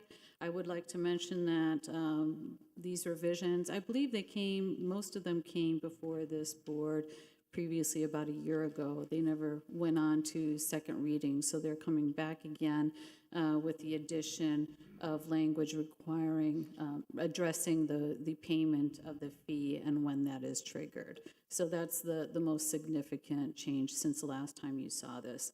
This has been reviewed and recommended for approval by both the Arts Advisory Panel and the Cultural Development Board, and we are ready to go to City Commission on second reading following your input. Thank you. Do we have any speakers on this item? No speakers. No speakers in either of the three platforms? No. I'll go ahead and close it for public comment. Go ahead. Robert? Thank you. And I think this is a great modification to the process. I like the fact that the payments are due at TCO, not before, because until the project start getting built, makes no sense for somebody to make a payment that not knowing what's going to happen. So I think that was very, very good. I would like to see that more artwork will be implemented in the actual projects than just a payment for the city, because I think we will benefit more as a community if we could walk around and see the artwork throughout, so I would like to see that to be more, important than just the payment. But I think this is very good. Congratulations. Thank you. Javier? Could you talk a little bit more about the limitations on the value of the art that you were proposing? This really has to do with the percentage that goes towards consultant fees, and right now it's 10%, so we were just providing more clarity on that. Is there any limitation as to the value of the art, other than what's specified as a requirement as a percentage? No, there's no limitation. It could be, and sometimes this has happened, where the art has been above and beyond whatever the requirement is. One would hope course. so, but my question is that we had situations where they are less than what's required, and it just simply stated at a value that is in compliance, but not necessarily of value. Yeah, so a couple things. At the close of a project, for one thing, within the resolutions that we put forward to the commission, part of that resolution is that if it is under the amount, that they pay that difference into the fee. So if they have chosen and received the waiver, at the closeout of the project, we go through, asking for the receipts, the invoices and receipts, so we know where those payments have been, and we rectify it. Did that answer your question? Halfway. We live in a city that's full of clever people, and I just would hate to see somebody submit, a decorated garbage can, calling it art, and saying, oh, it's worth $150,000, so we've met our requirement. Sure. So we do have requirements for the artists themselves. They go through a strict review process by the Arts Advisory Panel to make sure that they are professional working artists. So you couldn't just have, your uncle that's doing art in their garage. They do have to meet certain qualifications. I understand. So yes. On very large projects, Mm-hmm. and I forgive the example, where you would have a good six-figure piece of art that you're going to have as art in public places. Is there any determination as to that value and whether that's commensurate with the art that's being proposed? So if it is a purchased piece, then we do require an appraisal, which is covered in the code itself. If it is a commissioned piece, then it is the value that has gone into the construction, the fabrication, the design, all of those elements. All right, thank you. I think it was worth clarifying. Thank you. Alex? No comments. To echo Mr. Bejar's thoughts, I like the changes, so. Thank you. Sue? Thank you. Yeah, just a question. Section 9106, private art on mixed use and multifamily properties. Is that a whole brand new section? It's all underlined in here. Yes, it is.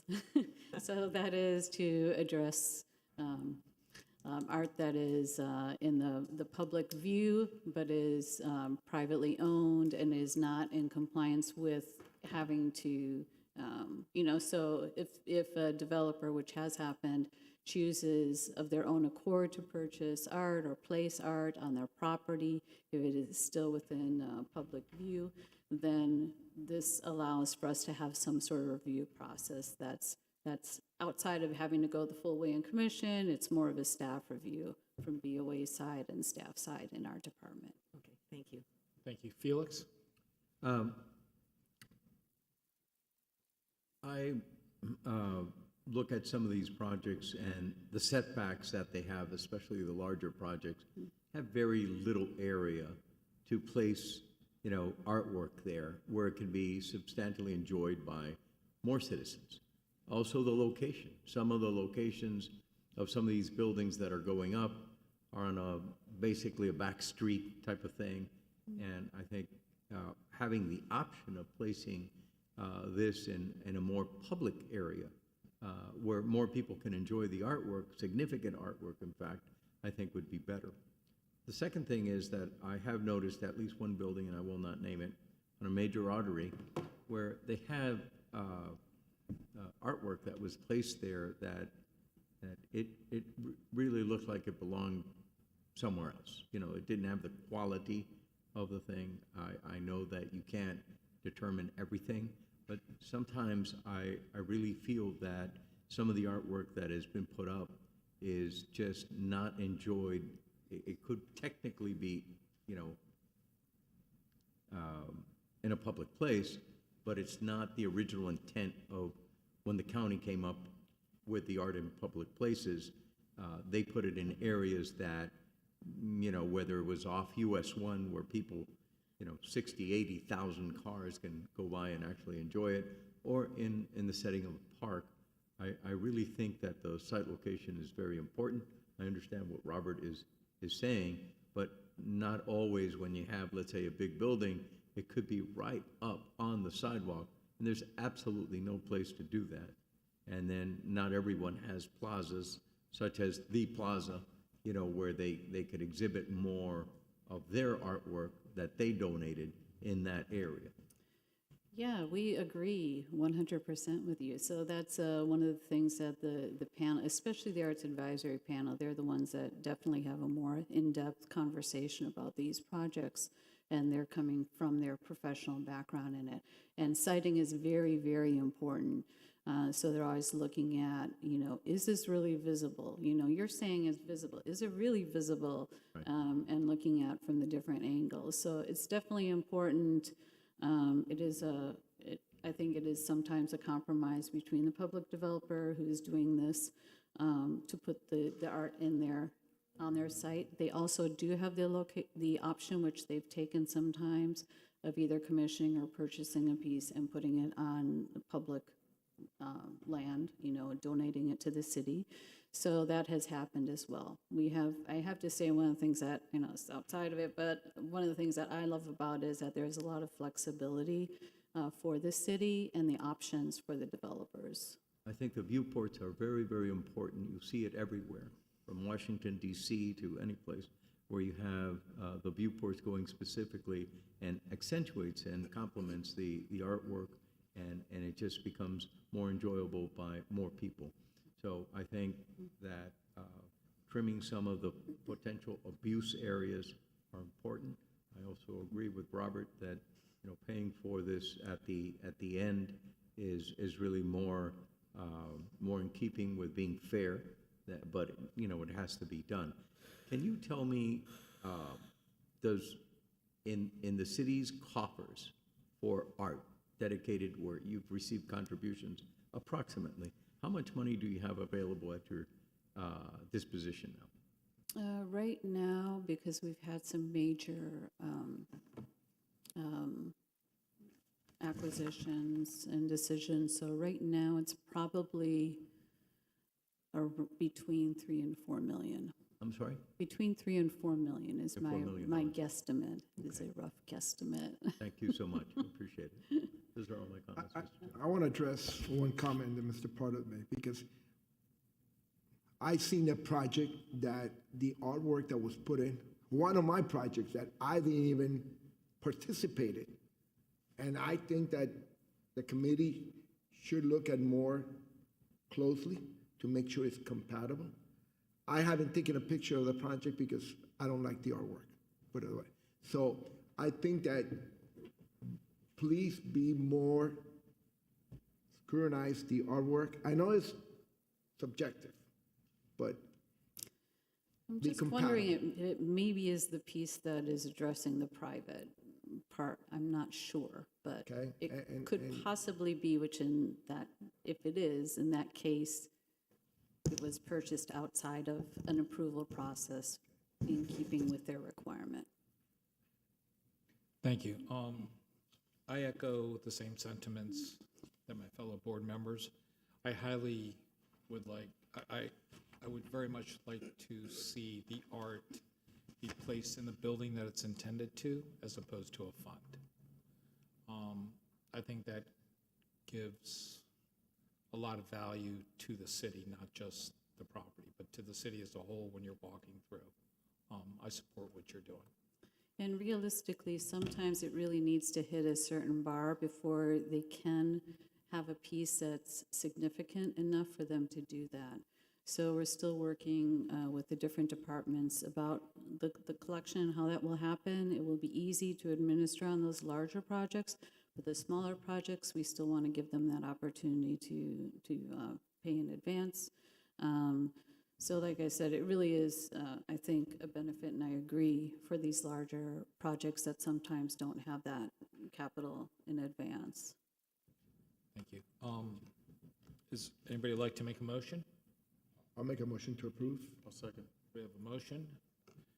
Alex goes ahead and second. Any discussion? No, call the roll, please. Felix Pardo, Yes. Javier Salmon, Yes. Robert Behar. Yes. Alex Busello, Yes. Sue Kowalinsky, Yes. A.B. Eisenstadt. Yes, thank you. Thank you very much. We have two more items. Trevella? Item F3, an ordinance to the City Commission providing for text amendments to the City of Coral Gables official zoning code, amending Article 14 process to revise attendance requirements for the Planning and Zoning Board, Board of Adjustments, the Historic Preservation Board, and the Code Enforcement Board, providing for repeal of provisions, severability clause, codification, and an effective date. Item F3, public hearing. Thank you. Sir?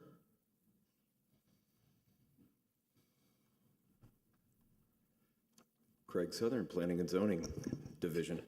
Sounds like a radio station when you come on. You've said that before. Well, hopefully it's pleasurable. Great Hopefully it's a voice, great pleasurable. voice. It does. How's the weather? So this item is basically about Board of Attendance for the Planning and Zoning Board, Board of Adjustment, Historic Preservation Board, and the Code Enforcement Board. Hopefully everybody's had a chance to take a look at the staff report, but briefly, some of the items that are underlined: a board member shall be automatically terminated if they fail to attend 2 of 3 successive meetings unless excused. Excused absences shall include jury duty, illness, and absent from the city when a board member is unable to attend remotely. In addition, excessive absences, as defined in Section 2-54 of the City Code, shall constitute grounds for removal by the city manager. There's also additional text amendments to Section 14-104.2, subsection D, which basically repeats the exact same language about attending 2 of 3 successive meetings unless excused. It repeats as well in Section 14-105 for the Historic Preservation Board, and it repeats again for the Code Enforcement Board. So that's primarily the main component of the text amendment, is that if a board member shall be automatically terminated if they fail to attend 2 of 3 successive meetings unless excused. Thank you. Jill, do we have anybody for public? No, no comment. No comment, so we'll go ahead and close it for public comment. Alex? I'm in agreement. I'm absolutely in agreement. So I'm in a yes vote. Sue? Any comments? I'm in agreement as well. Felix? I have a question. In all of your provisions, you mentioned Section 2-54, so I actually made a copy since it wasn't in our packet. And it's pretty much, pretty close to what you're proposing. The only thing that I'm a little concerned with is, for example, it's either jury duty or it's this or it's that. And if you have the ability to be on Zoom or a phone call, let me tell you, I have a civil engineer that came down with the second case of COVID on Friday. And the first one, he was over it in a day, no issue. The second one, fainting spells, impossible for him to be on the phone, watery eyes, couldn't see a screen. I think that the way that it's, tightly defined now is not in keeping what was there. I think I understand what you're trying to do, which is, and we all do, if you make the commitment to be on the board, be there. But I think that the definition of the exceptions is a little narrow right now, because if you're basically incapacitated at home, with COVID, and you can't see a screen because of watery eyes and you have fainting spells, you know, I think a medical condition like that, even though you have access to Zoom, even though you have access to your phone, doesn't necessarily mean you could attend remotely in a coherent fashion. Staff believes that would still fall under illness, so, I mean, Because the other, whatever that extended amount of illness would be. right, and that, I just want to make sure that that is understandable, because it says that it's not up to this group, you know, calling into this group, it's up to someone else. I don't know if it's a city manager or whatever. The 254 actually went into, you know, if you're in the United States Armed Forces and, you know, you get called to active duty, and if you're in national, state, or homeland defense or something like that, you can see it's dated, right? But the intent was, you know, be there. And also, it says all the boards that you're talking about now are monthly boards. And it said here, for a board that meets monthly on a regular basis, more than 3 unexcused absences in any consecutive 12-month period. I think that was better done. I would, you know, hope that you could reconsider this, because I think that basically gives you the direction. City manager has the power to remove anyone that doesn't comply with it. That's in here also. You mentioned this 2-54. I would think that maybe keeping more into that instead of just, you know, handcuffing someone to jury duty or something like that, the same as armed services. You know, I think it could have been done a little bit better. I would hope that we could defer this item and have them come back, just fine tune it a little bit and make it more in keeping with 254, and just giving enough latitude for that. Those are all my comments, Mr. Thank Chair. you. Javier? I would like to see a better description of the adjudication of an excused absence, as to how it can be done, who it has to be reported to, what the process is of that, and whether or not acceptance of an excused absence by the majority of this board would constitute an excused absence. Okay. We could. Second, I don't believe that the city manager, who is not an elected official but serves at the pleasure of elected officials, should be tasked with the removal of any board member who has been approved by the commission. I think he should make suggestions to the board, the commission, to remove a member and let them unselect them. I don't think that power should remain with the commission, both the removal as well as the ratification of a member. Okay, we can. Just my thought. Yeah, we can definitely consider that. Yes. Thank you, Javier. Yes. Since this is going, I think, has this been the first reading already? My thinking is, if you want these amendments, I would make that as part of your recommendation to go to the commission and say you want, if the board feels this way,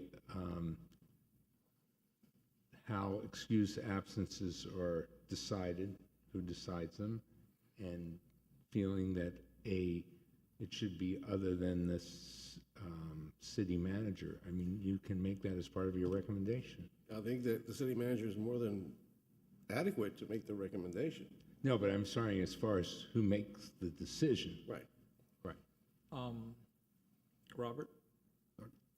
I don't have a problem if this is addressing 3 absence on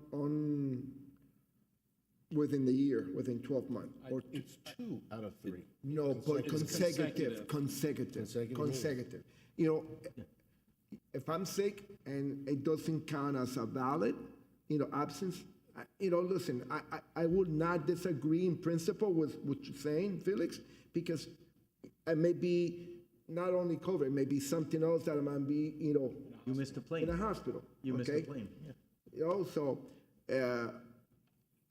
I do think that we need to put limitations on how many absences a board member, because we don't want to be here, only 5 of us show up and board members don't, because it's not fair. If you commit to do it, you got to follow through. I don't have a problem. The only thing that I would maybe look at is clarifying the excuses, excuse absences, where it may be a medical condition, like you said. I don't have a problem with a manager making decisions, because at the end of the day, who's going to do it? It goes back, or maybe a recommendation to the city commission. But I don't have a problem with this. If we could clarify some of the absence. I would suggest that you send 254 to the board members. It's crystal clear. And in fact, it goes into meetings that are monthly, meetings that are less than a month, and it tells you how many, but it's normally in any consecutive 12-month period. And like what Robert was saying. The other thing is that every board that I've sat on, one of the first things on, before accepting the minutes of the previous meeting, the first thing is excuse absences. And it's voted on by the members. Right. And the reason is because normally you pick up the phone and you're going to call Jill and say, Jill, I'm sorry, I broke my leg, I'm in the hospital, they're taking x-rays, and you're talking to someone. That's conveyed then to the chairman, and then the chairman brings it up at the very beginning, and the board votes on it. Yeah. No, I hear you. Look, what I think this does is what the problem we have in the city of Miami. I sit in the Urban Design Review Board. A lot of times we don't have quorum, and there's supposed to be 9 members. We don't have quorum because board members don't show up. And it's not fair to the other board members, not fair to the applicant. And this is going to, in my opinion, sets a strict rule that you have to be here. I think that's very reasonable, and I think our city attorney has been very helpful in saying, let's get these suggestions in. I'm going to let the chairperson. Just a question.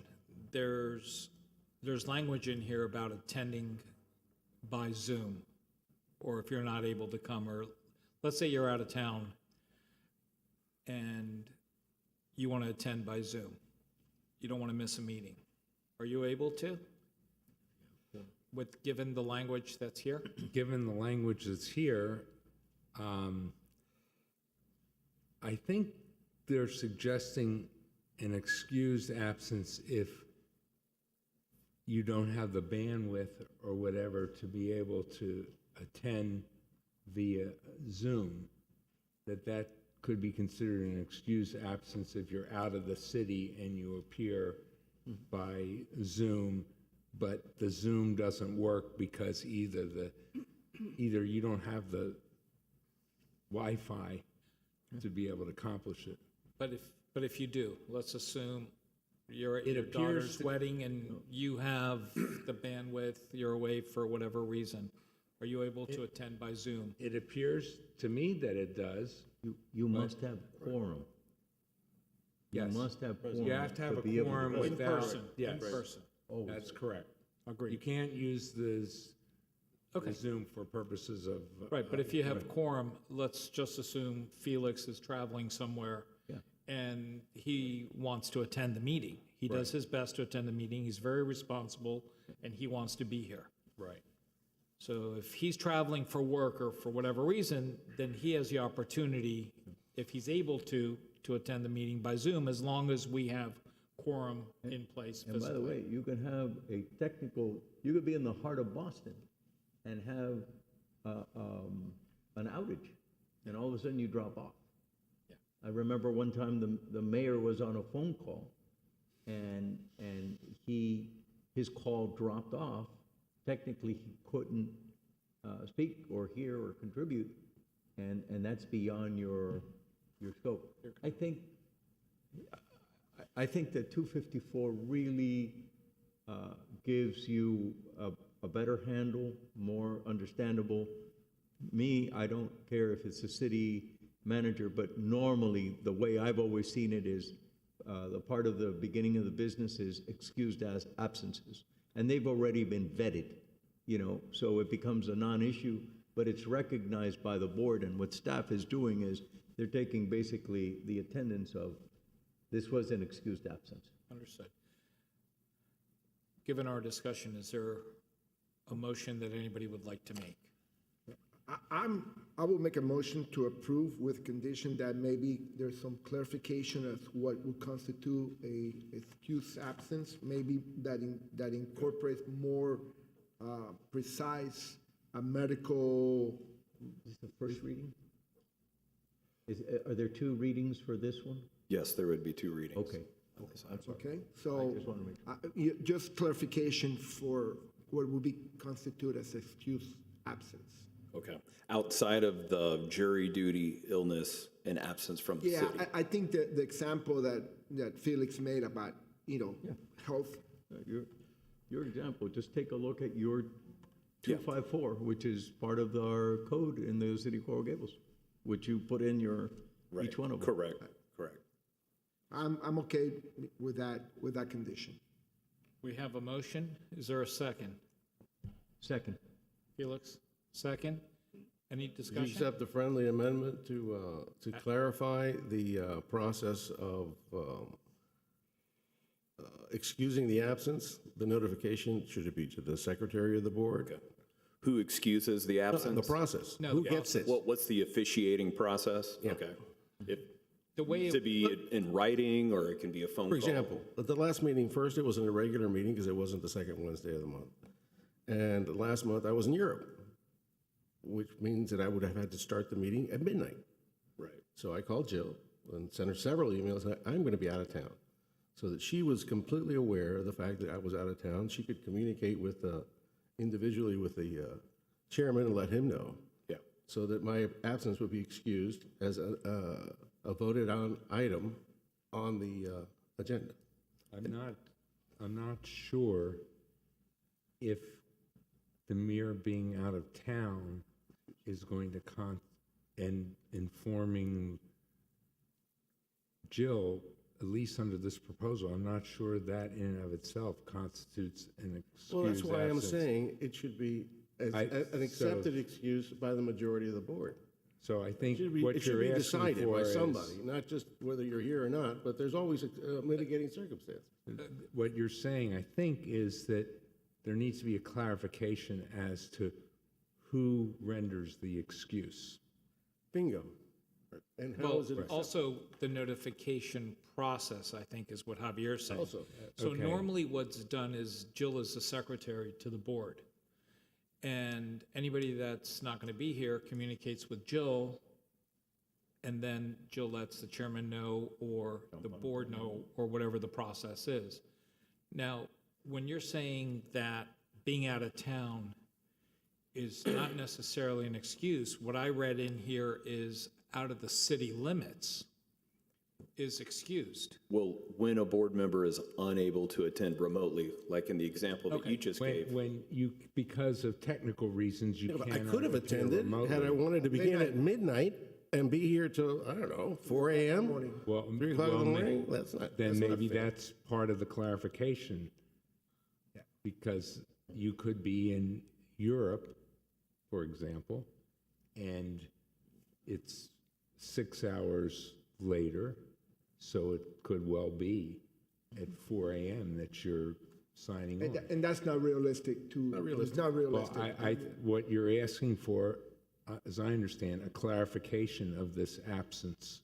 Then I will Excuse. accept a friendly amendment for the clarification, because some of that, it's not fair. If you're in Europe, it's not realistic that I'm gonna be participating at midnight to 3 o'clock in the morning on a meeting. That's.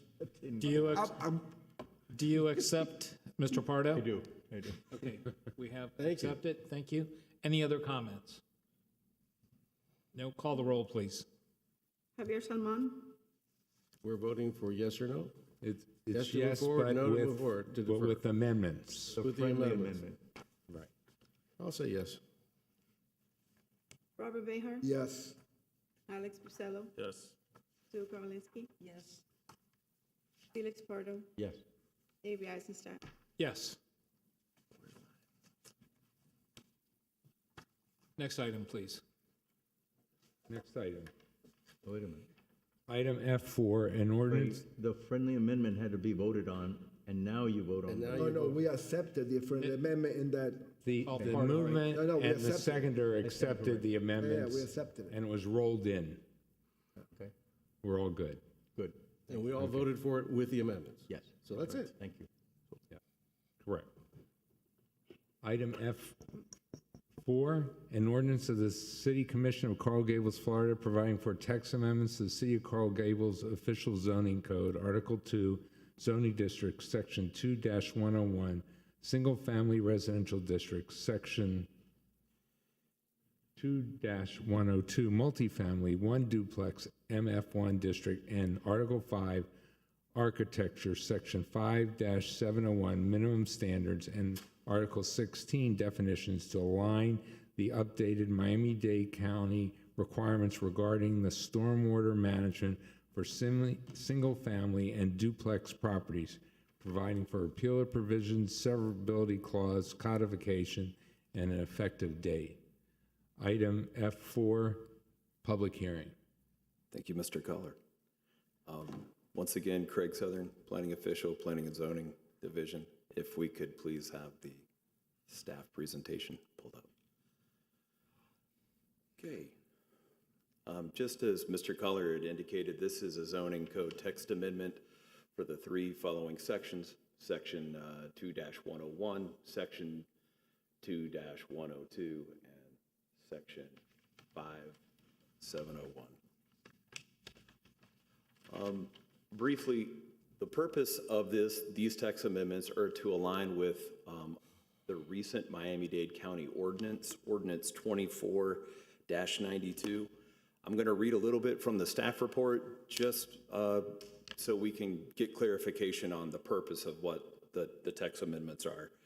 So on September 4th of last year, Miami-Dade County adopted ordinance number 24-92, which is a comprehensive regulatory update focused on strengthening the county's environmental protection framework and enhancing the sustainability of regional stormwater management. The ordinance introduced significant amendments to environmental and zoning regulations, revises development standards and procedures related to drainage and pervious structures, including paved areas, and stormwater infrastructure, and implements a range of technical updates. So the new regulatory standards established by the ordinance adopted by Miami-Dade County are relatively progressive and will apply to new construction, redevelopment, and substantial improvements to existing development. And this has already come into effect as of March 31st, 2025. Any increase in impervious surface area, including but not limited to structures, slabs, sidewalks, parking areas, specific types of pavers, and highly compacted ground will be subject to the updated standards outlined in the ordinance. So, importantly, the ordinance provides an option for all municipalities within Miami-Dade County to retain local control over the permitting and inspection of non-structural impervious surface improvements for individual single-family and duplex properties. So in order to do so, our municipality, City of Coral Gables, must notify Miami-Dade County of its intent to adopt local regulations meeting or exceeding the county's minimum standards by December 31st, 2024. We've already done that. The second item that Miami-Dade County requires is submit an adopted municipal ordinance for formal review by the Durham Director by December 31st of this year. So that's why we're here tonight, is to introduce basically some text amendments for impervious and stormwater components within our zoning code, so we retain the authority instead of having to send single-family and duplex properties to Durham. To the black hole of the county. The black hole, yeah. I think this is a creeping grab for power by the county. I can't stand it, especially in a city where we probably exceed most of the county requirements anyway. So this is not really applicable to us. I think if we just give them the code that we've got, we'll get out of it. And that's the thing, So let's put the it in text English. Is that what amendments. we're doing or not? Yes, Okay, the thank text you. amendments that. Motion to approve. Wait, is there, There was a motion and a second. before, Just do it in English, will you? let's do the due process. Is there anybody that wishes to speak on this item, Joe? No, no speakers. No speakers, I'll go ahead and close public comment. Mr. Behar, you wanted to make a motion. I make a motion to approve. A second. As stated, I As stated. stated. and Mr. Sunmon, Yes? you second it? Yes, I did. Thank you, sir. Any comments? I have one comment. Oh, shit. No, it's a very important comment. You like the black Unless hole? I'm misunderstanding. To get one in there, right? Unless I'm misunderstanding. What you just explained to us is that anyone that has a project that falls into these categories do not have to go to Durham for review. They could go to our Public Works Department for review and approval. Correct, just as we're doing right now, but we do have to meet or exceed, which I got city that. staff believes we are. And the only reason, I don't know if you guys have seen it technically, the only reason that I bring this up is because that is completely the opposite of what top Durham people have been explaining to my consulting civil engineers. So it is what it is, but what I'm telling you is that right now, even for a certificate of occupancy in the city of Coral Gables, you've got to go to Durham. And it's out of our control, although we were told it would be in our control. So I would like certificate of use, but yes. I'm Yeah, sorry? certificate of use? Is that- Oh, yeah, I mean, it's become a nightmare. Use or like- occupancy? I'm sorry? Certificate of use is what As an example, what I'm saying is that. not occupancy. Exactly. Okay. So what I am saying is that I would hope that staff, through our Public Works Director, can get an absolute positive whatever in writing from that we have the power, because we meet and or exceed, of having a review and not having to go to the county for a dual review. And you know how that goes. It never ends well. So I just wanted to bring that point up. Thank you, sir. Okay, call the roll, please. Robert Behar. Yes. Alex Bucello. Yes. Sue Kavalinsky. Yes. Felix Pardo. Yes.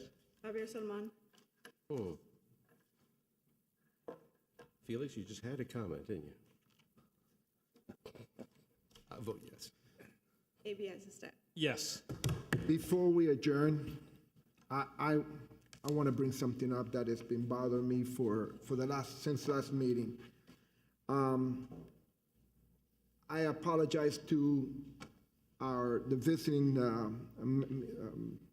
elected official, Commissioner Regalado, and I wanna bring something up that, and Sue, I have come to like you over the last 2 years, but I think that we as a board, we need to be more respectful to guests and more to elected official. Last meeting, I still feel that you went after a elected official in a manner that, in my opinion, was disrespectful and actually berated the Commissioner Regalado to the point that she even brought out, I tried and I wish I would have done more at the time to stop you, because we as a city look really bad. As a board, we look terrible. As an individual, and speaking for myself, terrible. When I ran into her 2 days later, it was like, I felt like we failed to convey to this member of the county commission that we were appreciative of what she was trying to do for the city. And I think that we have to be held to a higher standard, and we cannot do that again. And I think that unfortunately, it really, we have tarnished the city, and I hope that we as a board do better in the future.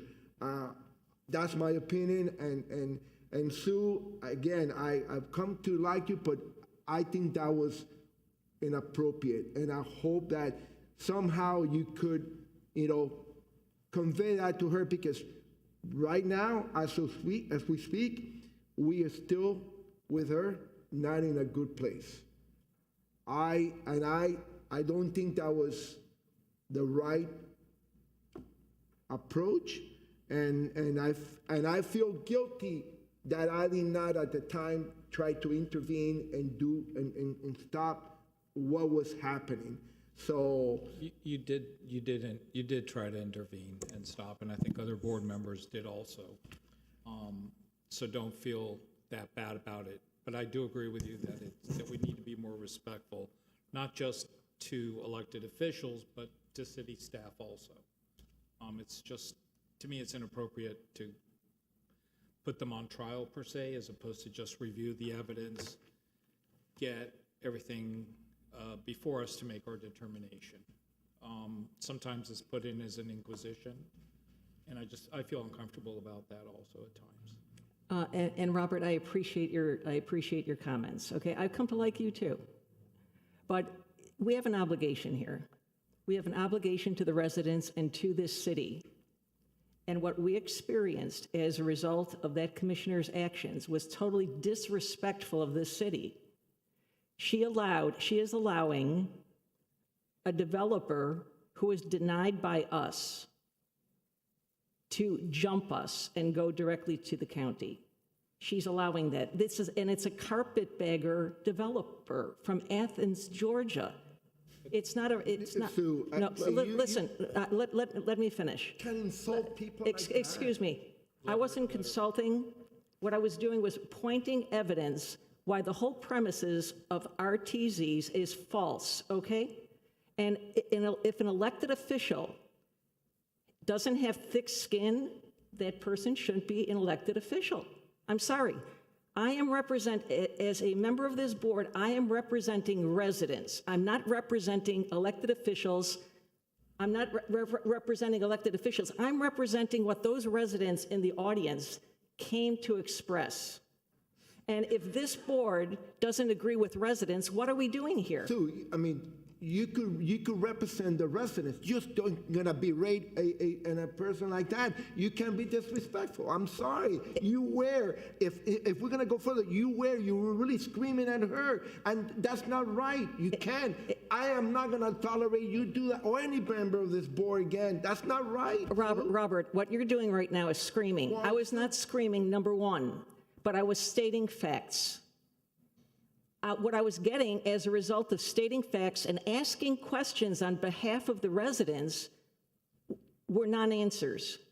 Non-answers. And you know what? I'm a little disappointed in the board members that were here, because the board members here were looking at the pimple on the butt of an elephant instead of looking at the elephant. That's your opinion. That is my opinion, and that's your opinion. I disagree. And that's because your the reason, opinion. like I stated before, the reason I'm sorry. Something as important as changing the complexion of a major artery in the city of Coral Gables is something that we should have all been arguing against. All of us should have been saying, wait a minute. We should have never gone there. We got there because what took place last year, and that was the fact. And what did is that the county has the authority to do what they're doing. So and actually, as a matter of fact, what she was allowing us to do is not even go to the maximum that the RTC would allow. But the alternative was she could have said, no, we are going to reject this. Okay? Obviously, the county has the authority. I'm not denying that. So you're right. She could have done that. But you know what? The way we convey that message to her has to be in a proper, polite manner, not berating her like you did. Well, first of all, I wasn't berating her. if you look up the definition, I was not berating her, I was stating facts, okay? That's all I was doing. What, I was stating facts, and I was asking for answers. That's all I was just wanted to Bring doing. that up. I'm done. just one comment that I do want to make. Each one of us is an appointed individual, and our actions on this dais actually represent or show us what that person that appointed us is all about. So I think we have to use caution, and we all have opinions, we all are heated, and we all want the appropriate thing for what we believe in, but we must show a certain demeanor and respect to the individuals, because that goes a certain way that it personifies the individual that also appointed us. And I think that's important, because the way we're here, we have to listen to the residents, and I agree. But at the same time, respect. That's the most important. Well, you know what? Respect demands respect, and we were not being respected. This city was not being respected. Sorry, we were not being respected. Mr. Chairman, may I change this subject for just a moment? Yes, sir. It's come to my attention back on 2-54 that there is an amendment to it that's proposed by the City Commission that's going before the City Commission, which says that for the Board of Adjustments, Construction Regulation Board, Historic Preservation Board, and Planning and Zoning Board, absence from 25% or more scheduled meetings in any consecutive 12-month period shall deem an excessive absence. So that's an amendment to 54, which I was not aware of, but it was brought to my attention. Yeah, because it was, Thank you. I looked it up. Oh, okay, That's good. why. Because the staff mentioned it, but we didn't have it in our package. Right, because it's not coming through the, through the board. I was looking at it while we were talking. Okay, I apologize for interrupting the previous conversation, but I just wanted to make sure So what- that was clear. What happens to that vote that we took? Well, that doesn't really change This is anything. first reading. This is separate and apart from Just that. informative Just at this point. for information only. Correct. Mr. I Chairman, think a motion to adjourn is in order. I'd like to make if I could just say a few words. Sure. This is my last meeting. I was not selected as the member at large at the last meeting that I did not attend, and I'm very sorry about that. I really enjoyed my time here. I think it's a worthy use of my time and your time that we do this. And with that, I'd like to say thank you for the opportunity, and I'll be looking forward to seeing you around. Thank you for all your service. I was gonna bring that up, that this was his last meeting, and thank you very much. Thank you. Is there a motion to adjourn? Yes. So moved. We have a motion by Felix. Yep. I'll second. We have a second by Javier. All those in favor say aye. Aye. Thank you very much. Good night, everyone. Good night.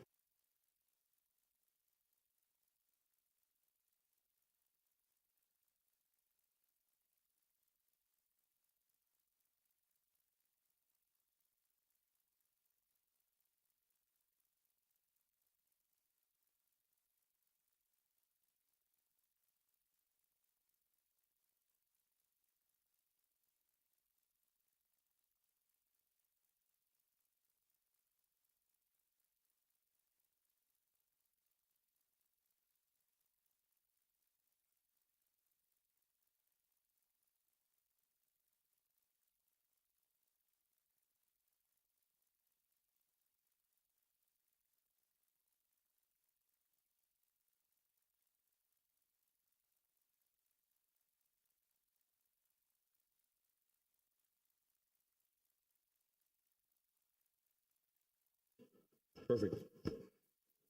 Good morning. Stopped. Good morning. I'd like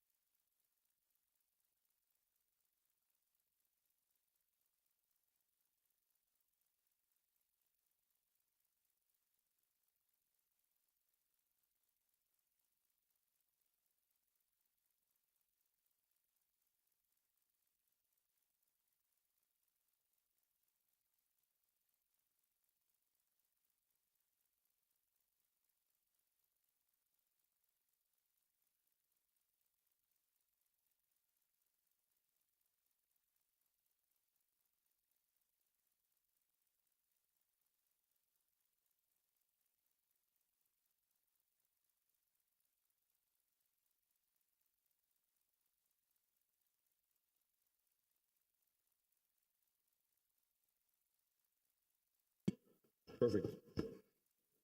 Good morning. Stopped. Good morning. I'd like to welcome everybody to the Recording in Tuesday, July progress. 1st, 2025 Commission meeting. Before we get started, as I always try to mention and reemphasize, first, it's great to see so many people here with us today, both inside and outside. Please remember that you can speak here in the commission during the item or during the moments that we allow